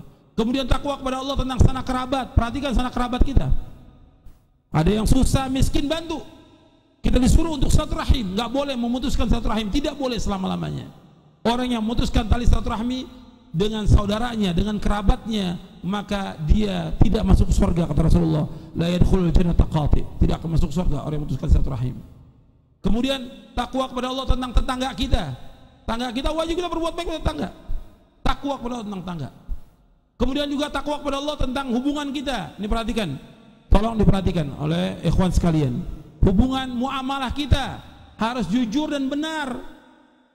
Hubungan dagang kita, hubungan muamalah, pinjam meminjam, banyak di antara teman-teman yang ketika dia minjam maksanya luar biasa pinjam, tapi ketika ganti la salam wala kalam. Udah dicatat 1 bulan, saya akan bayar nanti setelah 2 bulan, nggak dibayar, ditagih malah marah. Ini nggak bertakwa kepada Allah dan muamalah kita. Nggak boleh bohong. Hutang ini hukumannya berat pada hari kiamat. Nabi tidak mau sholatkan orang yang berhutang, nggak mau sholatkan Nabi. Dan orang yang berhutang ini ruhnya belum bisa masuk ke surga sampai dibayarkan utangnya. Bahkan orang yang mati syahid, seluruh dosanya diampunkan oleh Allah kecuali utang. Utang. Dalam hadis yang sahih yang diriwayatkan oleh Imam Muslim, Nabi bersabda, yughfaru lisyahidi kullu dhanbin illa dain. Diampunkan semua dosanya orang yang mati syahid kecuali utang. Utangnya akan dituntut sampai hari kiamat. Tolong antum perhatikan muamalah antum. Takwa kepada Allah tentang muamalah kita. Benar atau tidak muamalah kita ini? Jujur atau tidak? Akan dituntut oleh Allah sampai hari kiamat. Kemudian ikhwan fillah, ini tentang takwa, wasiat yang betul-betul luas sekali. Makanya kalau disampaikan di khutbah Jumat dijabarkan sehingga orang paham. Jangan cuma saya ingatkan diri saya dan kalian untuk takwa kepada Allah. Enggak paham mana takwa kaum muslimin. Dijabarkan, dan ini masih luas. Yang baru saya sampaikan masih sedikit ini tentang takwa ini. Masih banyak lagi pembahasan tentang masalah takwa yang dibahas oleh para ulama. Dan kita disuruh takwa kepada Allah di semua keadaan. Ittaqillaha haitsuma kunta. Bertakwa kepada Allah di mana saja kita berada, di masjid, di rumah, di pasar, di kampus, di perjalanan, takwa kepada Allah. Jangan berbuat dosa dan jangan berbuat maksiat. Wa atbi sayyi'atal hasanata tamhuha. Iringi perbuatan yang jelek dengan perbuatan yang baik. Niscaya perbuatan baik akan menghapuskan dosa. Perbuatan yang baik akan menghapuskan perbuatan yang jelek. Wa khaliqin nasa bi khuluqin hasan, dan bergaul dengan manusia dengan akhlak yang mulia. Sekarang kita masuk poin yang keempat, yaitu wasami wa ta'ah. Nabi berwasiat kepada para sahabat dan juga kepada kita semuanya untuk mendengar dan taat kepada ulil amri, kepada penguasa, kepada pemerintah. Kita disuruh dengar dan taat. Karena kalau antum lihat bahwa rasa aman di mana-mana dengan taatnya kepada ulil amri. Kekacauan, kerusakan, pembunuhan dan yang lainnya terjadi, pertumpahan darah terjadi ketika orang sudah tidak taat lagi kepada ulil amri.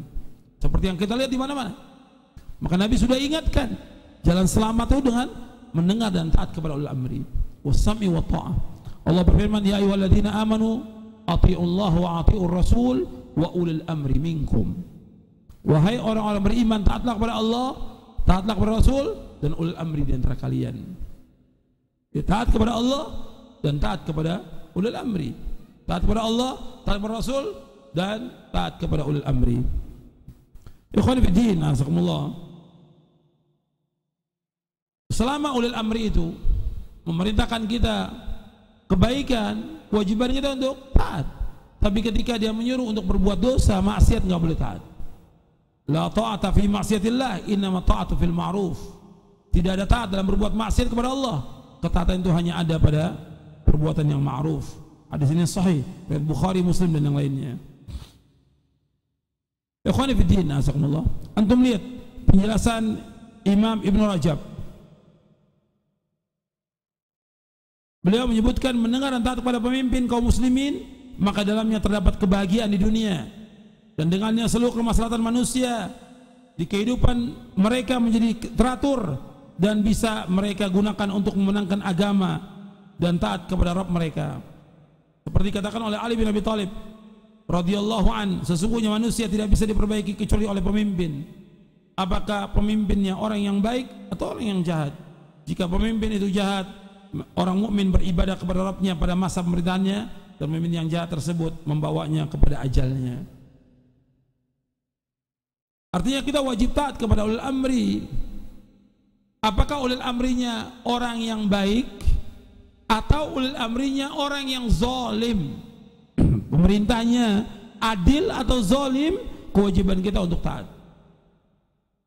Maka dalam prinsip akidah Ahlussunnah wal Jamaah itu disebutkan wajibnya taat kepada pemimpin kaum muslimin selama mereka tidak memerintahkan untuk berbuat kemaksiatan, meskipun mereka berbuat zalim. Kita tidak redho kepada kezalimannya, nggak redho kita. Pemerintah berbuat zalim kita nggak redho, tapi Allah dan Rasulnya menyuruh kita untuk taat kepada ulil amri. Allah dan Rasulnya menyuruh kita taat. Kita nggak redho kepada kemungkaran dilakukan ulil amri, kezaliman mereka, keserakahan mereka kepada harta, mengambil hak orang lain dan yang lainnya. Kita nggak redho. Tapi Allah dan Rasulnya menyuruh tetap kita taat. Sampai kata Nabi SAW, seandainya pemimpin itu mengambil harta kamu, memukul kamu, tetap kamu taat kepada mereka. Rasulullah yang merintahkan demikian. Dalam hadis Nabi bersabda, alal mar'il muslim as-sam wa ta'ah fi ma ahabba wa kariha illa ayyumara bi ma'siyatin fa in umira bi ma'siyatin fala sam wa la ta'ah. Rasulullah bersabda, wajib atas seorang muslim untuk mendengar dan taat kepada penguasa, dan apa-apa yang dicintai atau dibenci, kecuali kalau ia disuruh untuk berbuat maksiat. Jika disuruh untuk berbuat maksiat, maka tidak boleh mendengar dan tidak boleh taat. Kalau disuruh berbuat maksiat, nggak boleh dengar, nggak boleh taat. Hadis ini sahih riwayat Bukhari, Muslim dan yang lainnya. Kemudian antum baca di halaman 36 dan seterusnya. Halaman 36 antum lihat. Perkataan Imam Al-Qadhi Ali bin Muhammad bin Abil Izz Ad-Dimashqi, terkenal dengan Ibnu Abil Izz rahimahullah, yang wafat tahun 792 Hijriah. Kata beliau begini, hukum mentaati ulil amri adalah wajib selama tidak dalam kemaksiatan, meskipun mereka berbuat zalim, karena keluar dari ketaatan kepada mereka akan menimbulkan kerusakan yang berlipat ganda dibandingkan dengan kezaliman penguasa itu sendiri. Bahkan bersabar terhadap kezaliman mereka dapat melebur dosa-dosa dan dapat melipat gandakan pahala. Karena Allah Ta'ala tidak akan menguasakan mereka atas diri kita, melainkan disebabkan kerusakan amal perbuatan kita juga. Balasan itu bergantung pada amal perbuatan. Maka hendaklah kita bersungguh-sungguh memohon ampunan, bertaubat dan memperbaiki amal perbuatan kita. Allah SWT berfirman, wa ma asabakum min musibatin fa bima kasabat aydikum wa ya'fu an katsir. Dan apa saja musibah menimpa kalian, maka disebabkan oleh perbuatan tangan kalian sendiri, dan Allah maafkan sebagian besar dari kesalahan kalian. Dalam surah Asy-Syura ayat 30. Allah juga berfirman dalam surah Al-An'am ayat 129, wa kadzalika nuwalli ba'dadh dhalimin ba'dhan bima kanu yaksibun. Demikianlah kami jadikan sebagian orang yang zalim menjadi pemimpin bagi sebagian yang lainnya disebabkan apa yang mereka usahakan. Kemudian kata Ibnu Abil Izz, apabila rakyat ingin selamat dari kezaliman pemimpin mereka, hendaklah mereka meninggalkan kezaliman. Jadi ikhwan fillah, azakumullah, adanya pemimpin yang zalim di mana saja, pemimpin yang zalim di mana saja, itu disebabkan karena perbuatan kezaliman kita.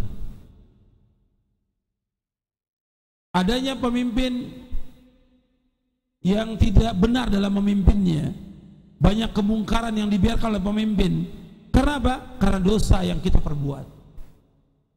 Itu ingat nasihat para ulama. Artinya nggak mungkin Allah memberikan pemimpin kepada manusia ini kecuali dengan yang sejenis dengan mereka. Kalau orang-orangnya baik, maka yang diangkat oleh Allah SWT pemimpin yang baik. Ketika manusia berbuat dosa, maksiat, maka pemimpin pun sama jenisnya dengan mereka.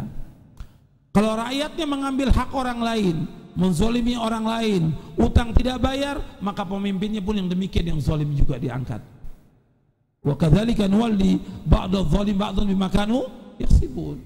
Kata Al-Imam Ibnu Qayyim, enggak mungkin pada zaman sekarang ini pemimpin kita seperti Umar bin Abdul Aziz, atau seperti Muawiyah, atau seperti Umar bin Khattab. Enggak mungkin. Ini Ibnu Qayyim yang berkata pada abad ke-7 dan ke-8. Enggak mungkin pemimpin kita sejenis dengan perbuatan kita sendiri sebagai rakyatnya. Jadi kalau rakyatnya ini banyak yang meninggalkan sholat, nggak berpuasa, dan perbuatan maksiat lakukan, maka pemimpin yang sejenis dengan dia, sama juga yang nggak sholat nantinya. Kalau rakyatnya dia mengingkari agama, pemimpinnya juga sama nanti mengingkari agama ini, yang sejenisnya. Jadi pemimpin itu disebutkan oleh para ulama, ya tergantung dari rakyatnya. Al jaza min jinsil amal, balasan tergantung dari amal. Rakyatnya ahlu maksiyah, ya pemimpinnya juga demikian. Kalau rakyatnya ahlu ta'ah, pemimpinnya ahlu ta'ah. Maka ketika sudah banyak jauhnya manusia dari agama ini, pemimpinnya seperti itu. Ini penjelasan saya bawakan di sini, penjelasan Al-Imam Ibnu Qayyim. Nanti antum baca ini, ya, di halaman 39, di halaman 40 dari kitab beliau Miftah dari Sa'adah di juz yang kedua. Jadi kata Ibnu Qayyim terakhirnya, kata beliau begini, dengan demikian hikmah Allah Ta'ala menolak jika kita di zaman ini dipimpin oleh Muawiyah dan Umar bin Abdul Aziz, apalagi orang-orang seperti Abu Bakar dan Umar. Tetapi pemimpin kita itu sesuai dengan keadaan kita, dan pemimpin orang-orang sebelum kita sesuai dengan kondisi mereka. Masing-masing dari kedua hal tersebut merupakan konsekuensi dan tuntutan dari hikmah Allah Subhanahu wa Ta'ala. Kemudian ikhwan fillah, azakumullah, ketika melihat kezaliman para pemimpin, kemungkaran para pemimpin, dan mereka membiarkan juga kesyirikan, bid'ah, kemungkaran, kezaliman mereka biarkan, dan kita tidak redha dengan perbuatan kezaliman mereka, tapi kita nggak boleh memberontak. Dilarang oleh Rasulullah SAW memberontak pada mereka, tidak boleh. Disuruh oleh Rasulullah sabar, dan berkali-kali Nabi ingatkan kepada umatnya untuk sabar ketika melihat pemimpin yang zalim, atau pemimpin itu hanya mengurus dirinya sendiri, menumbuk kekayaan untuk dirinya sendiri. Kamu sabar, kata Rasulullah SAW, sabar. Nasihat Rasulullah kepada kita, sabar.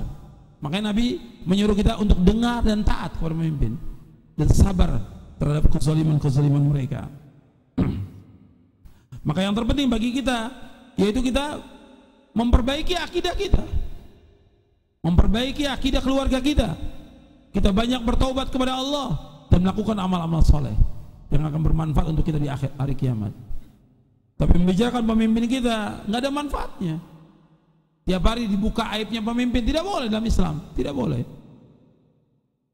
Yang sekarang ini kan seperti itu, dibuka aibnya para pejabat, para pemimpin, nggak ada manfaatnya, nggak ada manfaat sama sekali. Justru disuruh kita untuk menutup aib mereka dan menasihati mereka dengan cara yang baik. Kita nggak setuju, kita nggak redho dengan kezaliman mereka, dengan cara mereka memimpin dan yang lainnya. Datangi, kata Rasulullah, pemimpin datangi nasihati berdua, bukan dibeberkan aibnya depan umum, tidak boleh dalam Islam. Nasihati. Ini nasihat dari Rasulullah sallallahu alaihi wa ala alihi wasallam.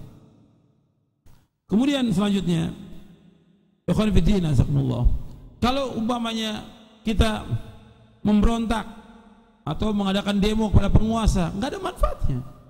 Yang ada kerusakan, yang ada pertumpahan darah, yang ada hilangnya rasa aman, dan yang lainnya.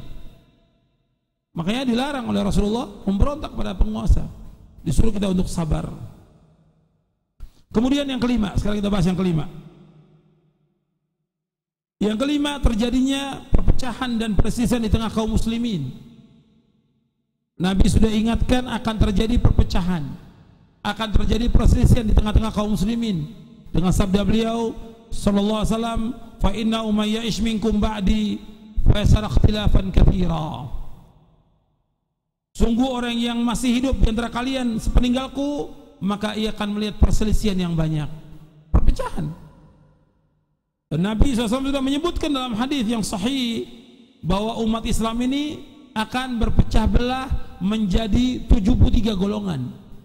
Antum lihat hadisnya di halaman 49. Nabi SAW bersabda, ala inna man qablakum min ahli kitabi iftaraku ala 72 millah wa inna hadhil millah wa inna hadhil ummah sataftariku ala 73 72 fin nar wa wahidatun fil jannah wa hiya al jamaah.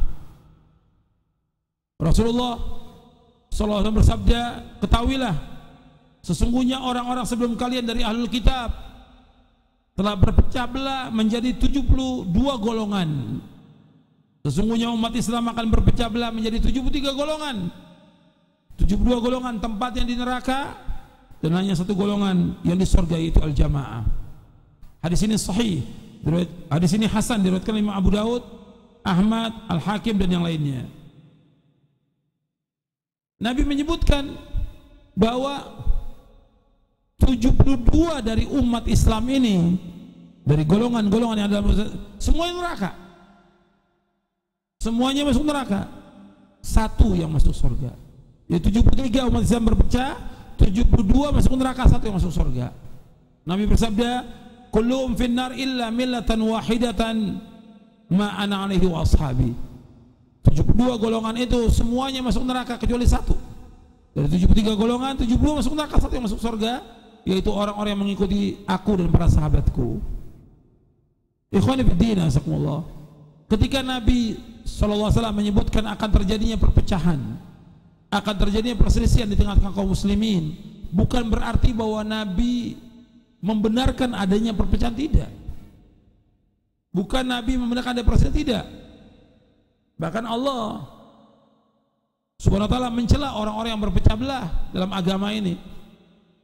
Allah menyebutkan di dalam surah Rum, Allah menyebutkan dalam surah Al-An'am ayat 159, innal ladzina faraqu dinahum wa kanu syi'a lasta minhum fi syai' innama amrum ila Allah tsumma yunabbi'uhum ma kanu yaf'alun.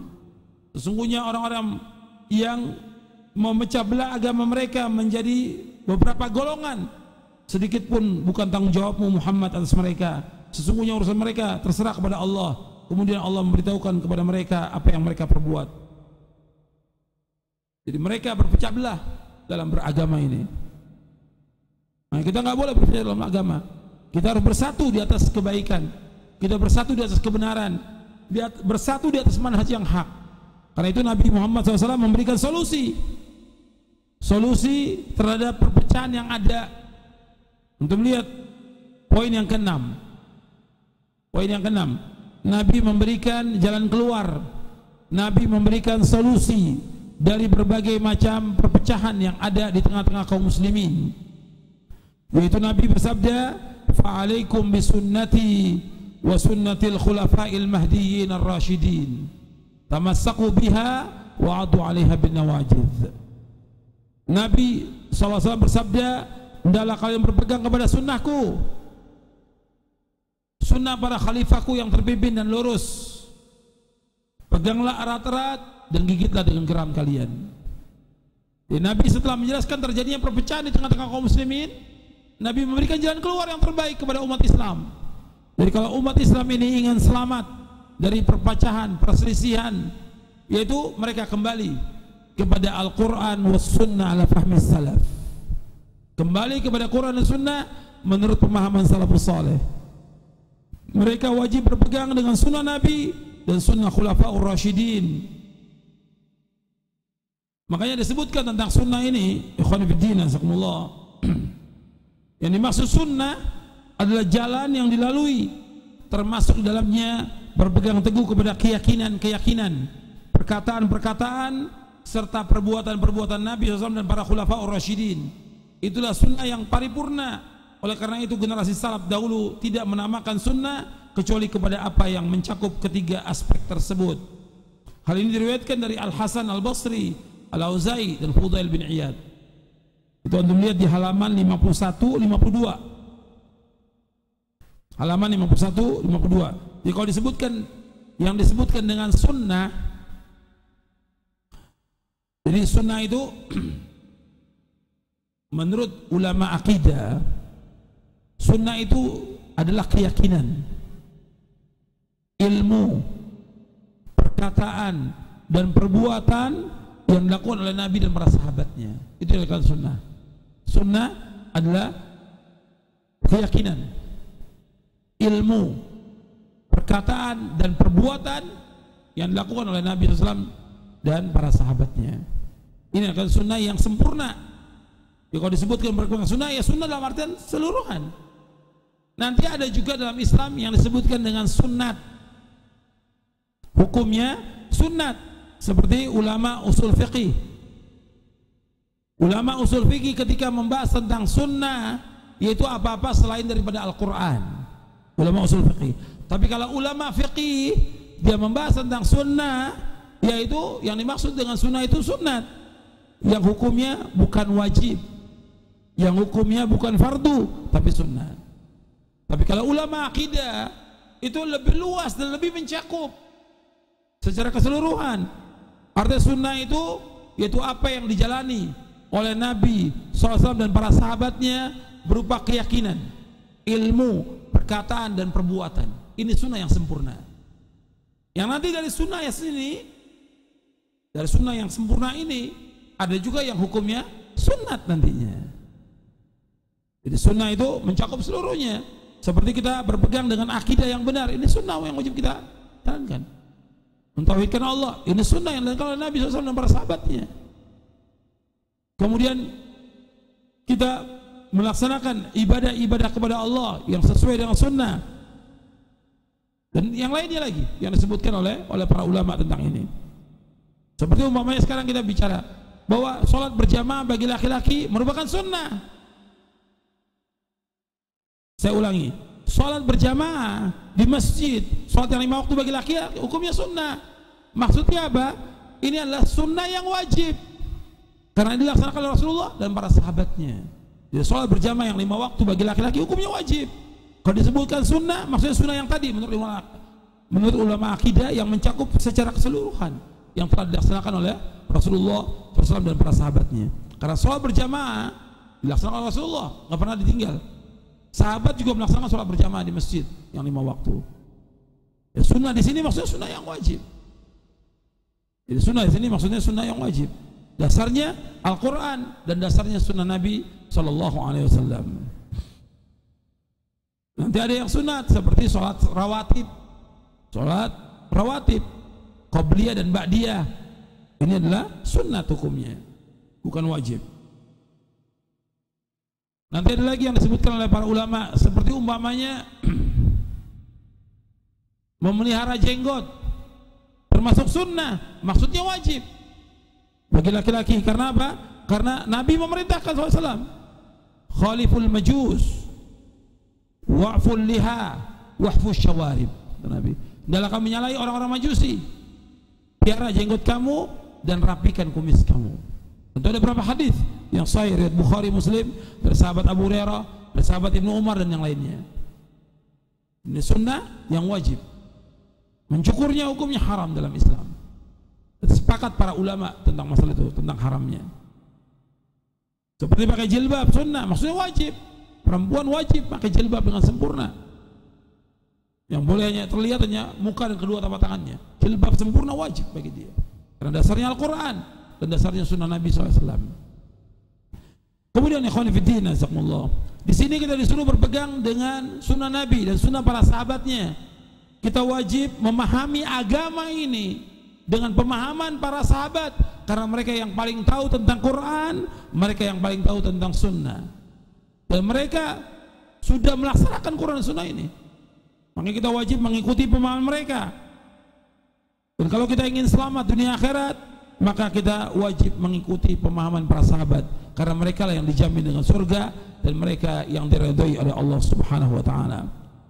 Karena itu Allah berfirman di dalam surah An-Nisa ayat 115. Allah berfirman, "Wa may yushaqiqir rasula min ba'di ma tabayyana lahul huda wa yattabi' ghayra sabilil mu'minin nuwallihi ma tawalla wa nuslihi jahannam wa sa'at masira."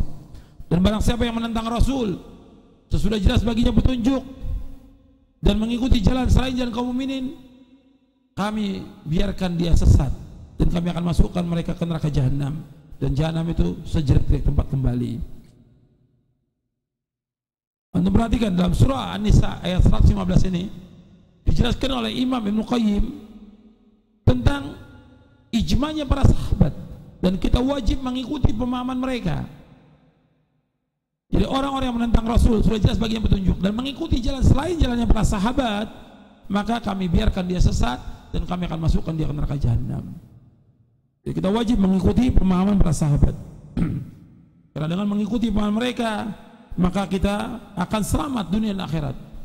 Karena mereka yang paling tahu tentang Quran, mereka paling tahu tentang sunnah, mereka yang dijamin oleh Allah dengan surga, mereka juga yang diridhai oleh Allah, dan mereka adalah sebaik-baik manusia.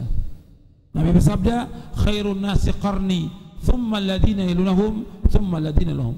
Sebaik-baik manusia pada masaku kemudian sudahnya,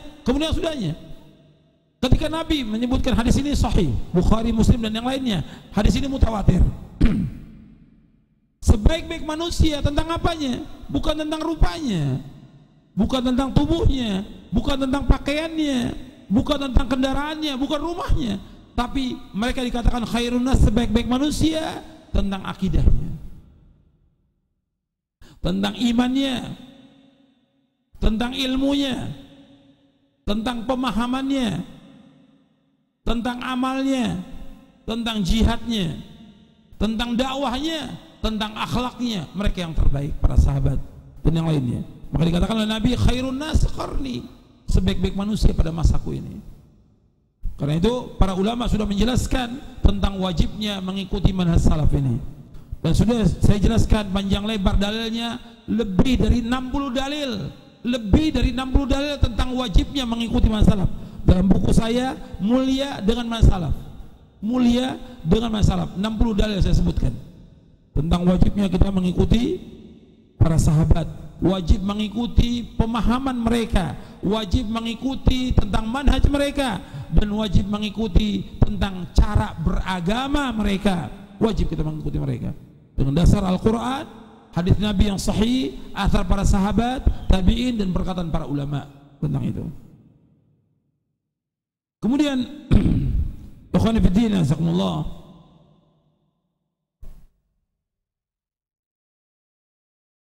Nabi juga menyebutkan tentang ini. Di hadis ini bukan hanya berpegang aja, fa'alaikum bisunnati wa sunnatul khulafai rasyidin, bukan hanya itu. Kata Nabi apa? Lanjutannya apa tadi? Tamassaku biha wa'adu 'alaiha bin nawajil. Kata Nabi, peganglah erat-erat dan gigitlah dengan geram kalian. Anda perhatikan itu. Ketika kita disuruh berpegang dengan Quran wa sunnah la fahmi salaf, berpegang dengan Quran wa sunnah la fahmi salaf, disuruh kita pegang erat-erat, gigit. Karena apa?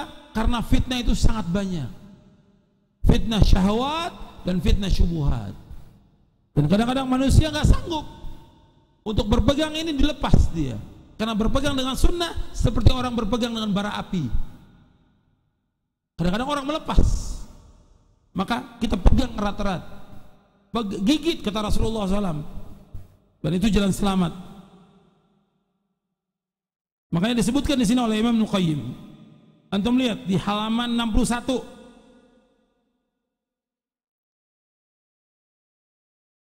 Rasulullah SAW telah menggabungkan sunnah sahabatnya dengan sunnahnya dan memerintahkan untuk mengikutinya seperti memerintahkan untuk mengikuti sunnah beliau, sampai-sampai beliau memerintahkan agar menggigitnya dengan gigi geraham, dan ini meliputi apa yang mereka fatwakan dan apa yang mereka contohkan, walaupun sebelumnya Nabi mereka tidak melakukannya, karena jika tidak maka itu juga termasuk sunnah beliau SAW. Hal ini juga meliputi apa yang difatwakan mereka secara keseluruhan atau sebagian besar dari mereka atau sebagian mereka, karena Rasulullah SAW mengaitkannya dengan apa yang disunnahkan, dicontohkan oleh Khulafaur Rasyidin, dan sudah dimaklumi bahwa mereka tidak mencontohkan hal itu pada saat yang bersamaan. Maka hal itu bisa diketahui bahwa sunnah setiap orang dari mereka pada masa khilafah mereka masing-masing termasuk sunnah Khulafaur Rasyidin. Jadi ini selama perkataan atau sunnahnya Khulafaur Rasyidin tidak bertentangan dengan sunnah Nabi SAW, dan tidak ada yang membantahnya dari para sahabat. Kalau dibantah oleh para sahabat, nggak menjadi sunnah dari Khulafaur Rasyidin, atau menyalahi sunnah Nabi, maka nggak menjadi sunnah Khulafaur Rasyidin. Artinya sunnah Khulafaur Rasyidin kita ikut selama mengikuti sunnah Nabi SAW. Sunnah Khulafaur Rasyidin kita ikut selama mengikuti sunnah Nabi SAW. Kemudian ikhwan fillah, azakumullah, bahwa kita diperintahkan untuk berpegang teguh dengan sunnah ini, dan ini hadis ini merupakan pukulan yang keras kepada ahlul bid'ah dari firqah-firqah yang sesat, yang nggak mau mereka intisab kepada salaf. Mereka tidak mau mengikuti manhaj salaf, mereka berpegang Quran Sunnah saja dengan ra'yunya. Kita disuruh oleh Nabi berpegang dengan Quran dan Sunnah, betul, Quran Sunnah. Tapi menurut pemahaman siapa? Kalau pemahaman ustadznya, gurunya, imamnya, berapa ribu pemahaman yang ada. Maka disuruh ada satu pemahaman yang maksum, yaitu pemahaman salafus saleh. Ini pukulan yang keras kepada al-bidah. Ya, Rasulullah yang pertama menggabungkan sunnah Khulafaur Rasyidin, yaitu pemahaman salaf, dengan sunnah beliau, menunjukkan bahwa Islam tidak bisa difahami melainkan dengan manhaj salaf. Saya ulangi, bahwa Islam tidak bisa dipahami kecuali dengan manhaj salaf. Yang kedua, beliau menjadikan sunnah Khulafaur Rasyidin sebagai sunnah beliau. Beliau mengatakan gigitlah dengan gigi geraham, dan tidak mengatakan gigitlah keduanya dengan gigi geraham. Dengan demikian jelaslah bahwa sunnah Khulafaur Rasyidin termasuk sunnah beliau sallallahu alaihi wasallam. Yang ketiga, beliau menghadapkan atau menjadikan berlawanan semua itu dengan peringatan terhadap bid'ah. Maka hal ini menunjukkan setiap yang menyelisih manhaj salaf berarti ia terjerumus dalam bid'ah tanpa ia sadari. Yang keempat, beliau menjadikan manhaj salaf sebagai solusi dari perselisihan dan kebid'ahan. Barang siapa yang berpegang teguh kepada sunnah Rasulullah SAW dan sunnah Khulafaur Rasyidin, maka ia termasuk dalam golongan yang selamat kelak di hari kiamat. Yang kelima, beliau tidak menjadikan sunnahnya dan sunnah Khulafaur Rasyidin dalam perselisihan yang banyak. Hal ini menunjukkan bahwa semuanya, artinya sunnah Rasulullah dan sunnah Khulafaur Rasyidin, berasal dari Allah. Karena perselisihan yang banyak tidak mungkin dari Allah. Sebagaimana Allah SWT berfirman, walau kana min indi ghairillahi lawajadu fi ikhtilafan katsira. Sekiranya Al-Quran bukan dari Allah, pastilah mereka menemukan banyak hal yang bertentangan dalamnya. Jadi ikhwan fillah azakumullah, ini menunjukkan tentang wajibnya kita mengikuti sunnah Nabi sallallahu alaihi wasallam dan sunnah Khulafaur Rasyidin.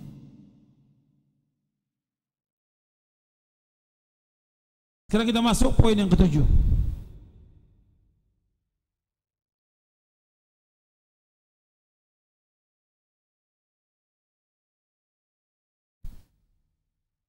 Yang ketujuh, Rasulullah bersabda, wa iyyakum wa muhdatsatil umur fa inna kulla muhdatsatin bid'ah. Jauhkan diri kalian dari setiap perkara-perkara yang baru dalam agama, karena sungguhnya setiap perkara yang baru adalah bid'ah. Antum perhatikan di sini, ini berkaitan dengan masalah agama. Adapun dalam masalah keduniaan, yang baru bukan bid'ah. Zaman Nabi nggak ada motor, nggak ada sepeda, nggak ada mobil, nggak ada pesawat. Orang bikin pesawat bukan bid'ah. Bab antum a'lamu bi umuri dunyakum, kalian lebih tahu tentang urusan dunia kalian. Yang maksudnya masalah agama. Ketika orang sholat umpamanya sholat subuh 3 rakaat, masuknya apa ini? Bid'ah. Nabi nggak mencontohkan. Atau dia berzikir, atau dia melakukan ibadah-ibadah yang menurut dia perbuatan ini mendapatkan ganjaran, pahala, mendekatkan diri kepada Allah. Ini ibadah, tapi contoh dari Nabi nggak ada. Ini masuk bid'ah. Ini harus kita lihat yang dilakukan oleh kaum muslimin. Jauhlah perbuatan bid'ah. Seperti orang bikin cara baru untuk mendekatkan diri kepada Allah dengan mereka mengkotak-kotak manusia, adanya yang syariat. Kemudian mereka katakan lagi bahwa mereka ini baru syariat, belum mencapai hakikat, belum mencapai ma'rifat. Ini bid'ah. Pembagiannya bid'ah. Karena memang tidak ada dalam Islam pembagian yang seperti ini. Kalau dia mau beragama sesuai dengan apa yang dicontohkan Nabi, maka dia akan sampai kepada Allah. Tapi dengan dia cara sendiri, dengan zikir tertentu, dengan cara tertentu, maka ini bid'ah. Jadi perkara-perkara yang baru dalam agama ini banyak, ribuan ya, yang dibuat oleh manusia, ribuan. Kalau disebutkan satu persatu sangat panjang. Sholat aja itu berapa yang menyalahi sunnah Rasulullah? Sholat, tentang sholat aja banyak yang ditambah-tambah oleh manusia. Jenazah, yang berkaitan dengan jenazah, ratusan bid'ah yang ada tentang jenazah. Belum lagi tentang haji, belum lagi tentang yang lainnya. Makanya kita harus kembalikan umat ini kepada Islam yang hak. Kita jelaskan kepada mereka bahwa agama Islam sudah sempurna. Al-yauma akmaltu lakum dinakum wa atmamtu alaikum ni'mati wa raditu lakum al-Islam madina. Pada hari ini aku telah sempurnakan bagimu agamamu. Aku telah cukupkan nikmatku atasmu dan aku ridho Islam menjadi agama bagimu. Sempurna agama Islam. Enggak boleh tambah lagi. Apa yang membawa manusia ke surga Nabi sudah jelaskan. Dan apa yang membawa manusia ke neraka Nabi sudah jelaskan. Lengkap agama ini. Kata Nabi SAW, ma baqiya syai'un yuqarribu minal jannati wa yuba'idu minan nari illa wa qad buyyina lakum. Kata Nabi SAW, tidak tersisa satupun dari agama ini. Semua yang membawa ke surga, menjauhkan kalian dari neraka, semua sudah dijelaskan lengkap dalam agama ini. Dalam Quran wa sunnah, ala fahmi salaf, lengkap. Jadi nggak boleh lagi orang menambah sesuatu dalam agama.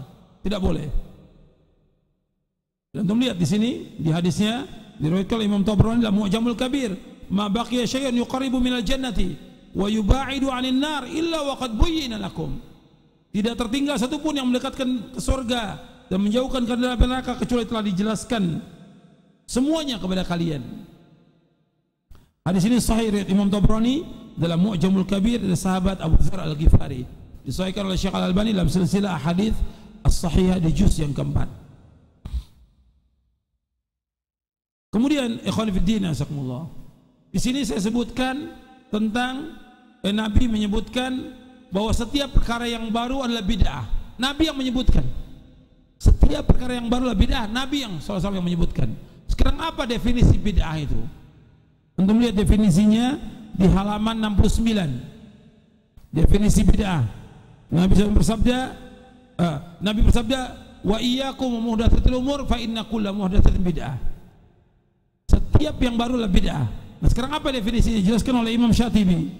Kata Imam Syatibi rahimahullah, definisi bid'ah, al-bid'atu tariqatun fid dini mukhtara'atun tudahi syar'iyyata yuqsadu bis-suluki 'alaiha al-mubalaghatu fit ta'abbud lillahi subhanahu. Bid'ah adalah cara baru dalam agama yang dibuat menyerupai syariat dengan maksud untuk berlebihan dalam beribadah kepada Allah SWT. Jadi beda cara baru yang menyerupai syariat, seolah-olah sama dengan syariat padahal bukan dari syariat. Dan dilakukannya tujuannya untuk berlebihan dalam agama karena agama sudah sempurna, ditambah-tambah lagi oleh dia. Seperti umpamanya tentang perayaan yang masih dilakukan oleh kaum muslimin. Sambil contoh perayaan Maulid Nabi. Nabi gak pernah adakan. Nabi gak pernah mengadakan perayaan Maulid Nabi. Ini perayaan Maulid Nabi. Kalau kita tanya Maulid Nabi siapa? Dijawab oleh dia, Maulid Nabi Muhammad SAW. Sekarang tanya lagi kepada dia, pernah gak Nabi adakan? Ini kelahiran Nabi Muhammad dan Nabi tahu tentang kelahirannya. Pernah gak Nabi adakan? Tidak pernah. Nabi gak pernah adakan. Ketika di Mekah atau ketika di Madinah sampai meninggal dunia nggak pernah mengadakan. Kalau seandainya perayaan itu bermanfaat buat dakwah Islam, Nabi mesti udah adakan. Nabi nggak adakan. Atau orang sering mengadakan ini momentum buat dakwah, momentum buat dakwah. Nabi nggak pernah mengadakan. Setelah wafatnya Nabi SAW, sahabat nggak pernah adakan. Kemudian setelah wafatnya para sahabat tabi'in nggak pernah ngadakan. Tabi'in nggak pernah adakan. Nggak pernah ngadakan. Dan orang ketika mengadakannya tujuan mereka untuk mendapatkan apa? Supaya dekat dengan Nabi, cinta kepada Nabi. Termasuk kata mereka ini sebagai rasa cinta kita kepada Nabi Muhammad SAW. Kita mengadakannya supaya kita mendapatkan ganjaran, pahala dan yang lainnya. Ini bentuk yang seperti ini ibadah atau bukan? Saya tanya kepada antum, bentuk orang ketika mengadakan perayaan Maulid Nabi, mengadakannya iseng atau ingin dapat ganjaran? Ganjaran, ingin dapat pahala. Berarti kalau ingin mendapatkan ganjaran pahala, ibadah atau bukan? Ibadah. Kalau ibadah kembalinya kepada apa? Contoh Nabi atau tidak? Nabi nggak mencontohkan, sahabat nggak mencontohkan. Contohnya beda. Kenapa diadakan? Jadi yang seperti ini kemudian mereka karena nggak punya pendukung, kemudian mereka bikin apa? bikin hadis yang palsu. Apa kata mereka? Man azzama maulidi kana ma'i fil jannah. Dibuat palsu oleh mereka. Berkata Rasulullah, barang siapa mengagungkan maulidku, maka dia bersamaku di sorga. Ini hadis palsu, maudhu'. Ini dibuat oleh mereka. Dan masih banyak lagi yang dibuat oleh mereka. Kemudian kadang-kadang dibawa apa? Dalil dari Quran, dari hadis yang nggak ada kaitan sama sekali, nggak ada kaitan sama sekali. Jadi itu satu contoh dari ribuan contoh tentang bid'ah yang dilakukan oleh kaum muslimin. Nabi menyebutkan hati-hati kepada perkara yang baru. Dan perkara yang baru kata Rasulullah adalah bid'ah. Kemudian juga saya sebutkan lagi bid'ah-bid'ah yang lain, seperti orang membuat tarekat, syariat, hakikat, ma'rifat, tasawuf dan yang lainnya. Ini juga bukan dari Islam. Dalam Islam nggak ada satupun kalimat tasawuf dalam Al-Quran maupun dalam sunnah Nabi SAW. Tidak pernah ada. Dalam asar para sahabat pun tidak pernah ada. Mereka yang adakan. Dan ini mengkotak-kotak manusia. Bahkan kata para ulama, awwaluhu bid'ah wa akhiru zindik. Awalnya bid'ah, akhirnya zindik. Awalnya mereka berbuat bid'ah, akhirnya mereka apa? Zindik. Antum lihat orang-orang tarekat atau tasawuf, bagaimana di akhir hayatnya? Mereka mengatakan kalau sudah mencapai hakikat marifat, nggak perlu lagi sholat, nggak perlu lagi puasa, bahkan Jumat pun mereka nggak melakukan sholat Jumat. Kalau ditanya, Syekh kamu nih sholatnya di mana? Di Mekah. Mereka sholatnya di Mekah. Ini kenyataan dalam tarekat. Seperti itu mereka lakukan. Jadi awalnya bidah, akhirnya zindik. Benar apa tidak perbuatan mereka ini? Tidak benar. Mereka tinggalkan sholat, mereka tinggalkan puasa, mereka berbuat maksiat, dikatakan bahwa mereka bebas dari syariat ini. Ini nggak benar. Sekarang kita lihat Rasulullah SAW, dosanya sudah diampuni yang lalu dan yang akan datang, dijamin dengan surga yang paling tinggi. Tapi Allah memerintahkan Nabi gimana? Wa'bud rabbaka hatta ya'tiyakal yakin. Beribadah kepada Allah, kepada Rabb kamu sampai datang al-yakin, yaitu kematian. Nabi terus sampai Nabi sholat malam kakinya bengkak, Nabi nggak tinggalkan semua kewajiban-kewajiban yang Allah bebankan, tidak pernah, sampai Nabi wafat sallallahu alaihi wasallam. Jadi ikhwani fiddin azakumullah, yang bid'ah ini banyak, makanya saya nggak sebutkan contohnya yang sekian banyak, cuma yang perlu diingatkan kepada kita semuanya, bahwa Nabi sudah ingatkan kepada kita bahwa orang yang membuat sesuatu yang baru dalam agama, yang tidak dicontoh dari Nabi, tertolak ibadahnya. Man ahdatsa fi amrina hadza ma laysa minhu fahuwa raddun, akhrajahu al-Bukhari wa Muslim. Kata Nabi SAW, barang siapa mengadakan sesuatu yang baru dalam agama kami yang tidak ada contohnya, tertolak. Jadi ibadah-ibadah mereka tertolak. Orang yang berbuat bid'ah ini, maka rugi dia. Kemudian yang terakhir, yang ke-8, masih yang ke-8, satu lagi setelah ini, setiap bid'ah adalah sesat. Kata Nabi, wa kullu bid'atin dhalalah, setiap bid'ah adalah sesat. Setiap bid'ah sesat. Yang mengatakan setiap bid'ah itu sesat siapa? Rasulullah SAW. Kadang-kadang kita ketika menyampaikan ini, ada seorang ustadz mengatakan, kamu jangan mengatakan ini bid'ah, ini bid'ah. Saya menjelaskan kepada umat sebagaimana sabda Rasulullah, wa kullu bid'atin dhalalah, setiap bid'ah sesat. Rasul mengatakan bid'ah sesat, umatnya mengatakan apa? Enggak semua bid'ah sesat, ada yang sesat, ada yang tidak sesat. Islam mereka apa? Bid'ah hasanah. Enggak ada dalam Islam bid'ah hasanah, tidak ada dalam Islam. Yang mengatakan kullu bid'atin dhalalah Rasulullah SAW, bahwa semua bid'ah sesat, enggak ada bid'ah hasanah dalam Islam, tidak ada. Bahkan dalam hadis Jabir bin Abdullah, Nabi bersabda apa? Kullu bid'atin dhalalah wa kullu dhalalatin finnar. Setiap bid'ah itu sesat dan setiap kesesatan tempatnya neraka. Maka kita tanya kepada mereka yang mengatakan ada bid'ah hasanah, ada enggak kesesatan yang tempatnya di surga? Yang mengatakan ada bid'ah hasanah, ada enggak kesesatan di surga? Enggak ada. Semua sesat di neraka. Berarti semua bid'ah juga sesat. Enggak ada yang hasanah dalam Islam. Jadi semua bid'ah, kata Rasulullah, semuanya sesat. Dan ingat ikhwan fillah, asakumullah, orang yang yang mengadakan sesuatu yang baru dalam agama yang Nabi nggak contohkan, pada hakikatnya orang itu telah menuduh Rasulullah itu khianat. Pada hakikatnya orang itu telah menuduh Nabi Muhammad SAW khianat. Antum lihat perkataan Imam Malik bin Anas di halaman 78. Man ibtada fil islami bid'atan yaraha hasanatan faqad za'ama anna Muhammadan SAW khana risalah lianna Allah yaqul al-yawma akmaltu lakum dinakum wa atmamtu alaikum ni'mati wa raditu lakum al-islam dina fama lam yakun yawma idzin dina fala yakunu al-yawma dina. Barang siapa, kata Imam Malik bin Anas, Imam Malik ini gurunya Imam Syafi'i, Imam Darul Hijrah, gurunya Imam Syafi'i rahimahumullah.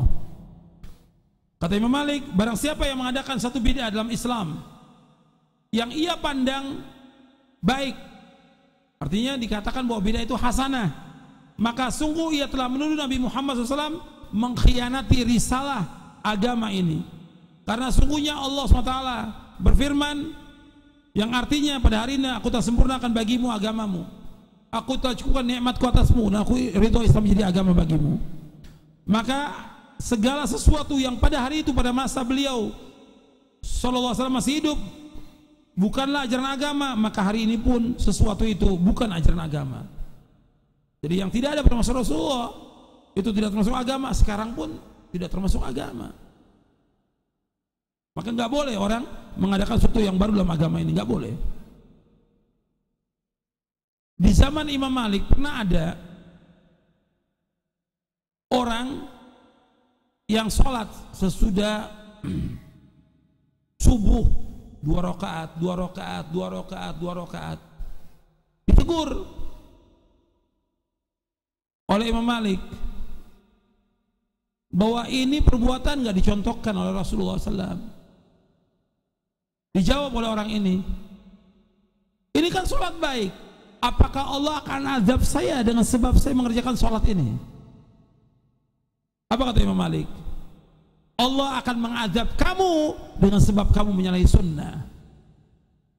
Saya ulangi lagi, ini perkataan Imam Malik, Masya Allah ini. Orang ini mengatakan, apakah, kan orang selalu al-bidah, apakah saya ini berdosa dengan mengadakan zikir, tahlilan, maulid? Apa saya berdosa? Ini kan baik. Kan mereka katakan begitu, ini baik. Sama seperti orang itu, habis sholat subuh, sholat 2 rakaat, 2 rakaat, 2 rakaat.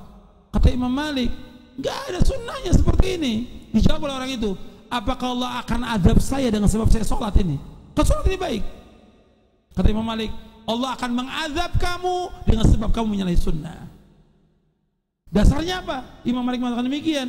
Allah sebutkan dalam Al-Quran dalam surah An-Nur ayat 63, "Falyahdharil ladzina yukhalifuna an amrihi an tusibahum fitnatun aw yusibahum adzabun alim." Hendaknya berhati-hati orang menyalahi perintahnya Rasulullah, menyalahi perintah Rasulullah. Kalau dia menyalahi perintah Rasulullah akan terkena fitnah atau terkena azab yang pedih. Terkena fitnah atau terkena azab yang pedih. Dalam surah An-Nur ayat 63. Kemudian ikhwan fillah azakumullah, kita diperintahkan untuk mengikuti sunnah, jangan berbuat bid'ah. Sudah cukup nasihatnya Abdullah bin Mas'ud. Abdullah bin Mas'ud berkata, ittabi'u wa la tabtadi'u faqad kufitum wa kullu bid'atin dhalalah. Hendaklah kalian mengikuti, jangan kalian berbuat bid'ah, sungguh kalian telah dicukupi dengan agama Islam ini dan setiap bid'ah adalah sesat. Antum ingat pemahaman para sahabat bahwa para sahabat mengatakan setiap bid'ah sesat. Enggak ada bid'ah itu yang hasanah, tidak ada. Ini diriwayatkan oleh Imam Ad-Darimi dan juga Al-Lalikai dalam Syarah Ushul I'tiqad Ahlussunnah wal Jamaah. Kemudian Ibnu Umar juga mengatakan begini, kullu bid'atin dhalalah wa in ra'ahan nasu hasanatan. Setiap bid'ah itu sesat meskipun dipandang baik oleh manusia. Semua bid'ah sesat meskipun dipandang baik oleh manusia. Jadi enggak ada dalam Islam bid'ah hasanah, tidak ada. Dan kemudian yang perlu diingat lagi, ikhwan fillah azakumullah, bahwa bid'ah itu asalnya kecil, nanti berkembang jadi besar, dan kalau sudah besar orang sulit lagi untuk keluar. Kata Imam Al-Barbahari dalam kitabnya Syarh Sunnah, kata beliau, jauhilah setiap perkara bid'ah Ini beliau wafat tahun 329 Hijriah, abad ketiga dan keempat Hijriah. Kata beliau, jauhilah setiap perkara bid'ah, sekecil apapun, karena bid'ah yang kecil lambat laun akan menjadi besar. Demikianlah bid'ah yang terjadi pada umat ini berasal dari perkara yang kecil dan remeh, yang mirip kebenaran sehingga banyak orang terperdaya dan terkecoh, lalu mengikat hati mereka sehingga susah untuk keluar dari jeratannya, dan akhirnya mendarah daging, lalu diyakini sebagai agama tanpa disadari. Perlahan-lahan mereka menyelisihi jalan yang lurus dan keluar dari agama Islam. Jadi lambat laun mereka akan keluar dari agama Islam dengan sebab bid'ahnya. Yang terakhir yang kesembilan, setiap kesesatan tempat neraka. Ini tambahan dari hadis Jabir yang diriwayatkan oleh Imam Nasai. Wa kullu dhalalatin finnar. Setiap kesesatan tempatnya neraka. Setiap kesesatan tempat neraka. Jadi nggak ada kesesatan yang tempatnya di sorga. Semua kesesatan tempatnya neraka. Maka ini peringatan bagi kita semua. Ini ancaman. Ini bentuknya hadis ini ancaman. Ancaman bagi orang-orang yang melakukan perbuatan bid'ah. Mereka diancam masuk neraka. Perhatikan, tolong diperhatikan kepada ikhwan akhwat, perhatikan. Tidak boleh kita memastikan orang, mengatakan kamu berbuat bid'ah, tempat kamu neraka. Tidak boleh. Ingat ini hadis bentuknya ancaman. Ancaman. Bukan ta'yin menentukan orang itu masuk neraka, bukan ancaman, ini bentuknya ancaman. Jadi ini bentuknya ancaman. Jadi kalau ada orang berbuat bid'ah, kita jelaskan, hati-hati kamu. Ancaman orang berbuat bid'ah masuk neraka. Enggak boleh kita katakan kamu berbuat bid'ah, kamu masuk neraka. Fulan tokoh bid'ah masuk neraka, enggak boleh. Kita enggak berhak untuk menentukan. Yang menentukan Allah dan Rasulnya sallallahu alaihi wasallam. Enggak boleh kita tetapkan orang itu masuk surga atau neraka kecuali dengan ketetapan dari Allah dan Rasulnya. Ya, sampai sini dulu.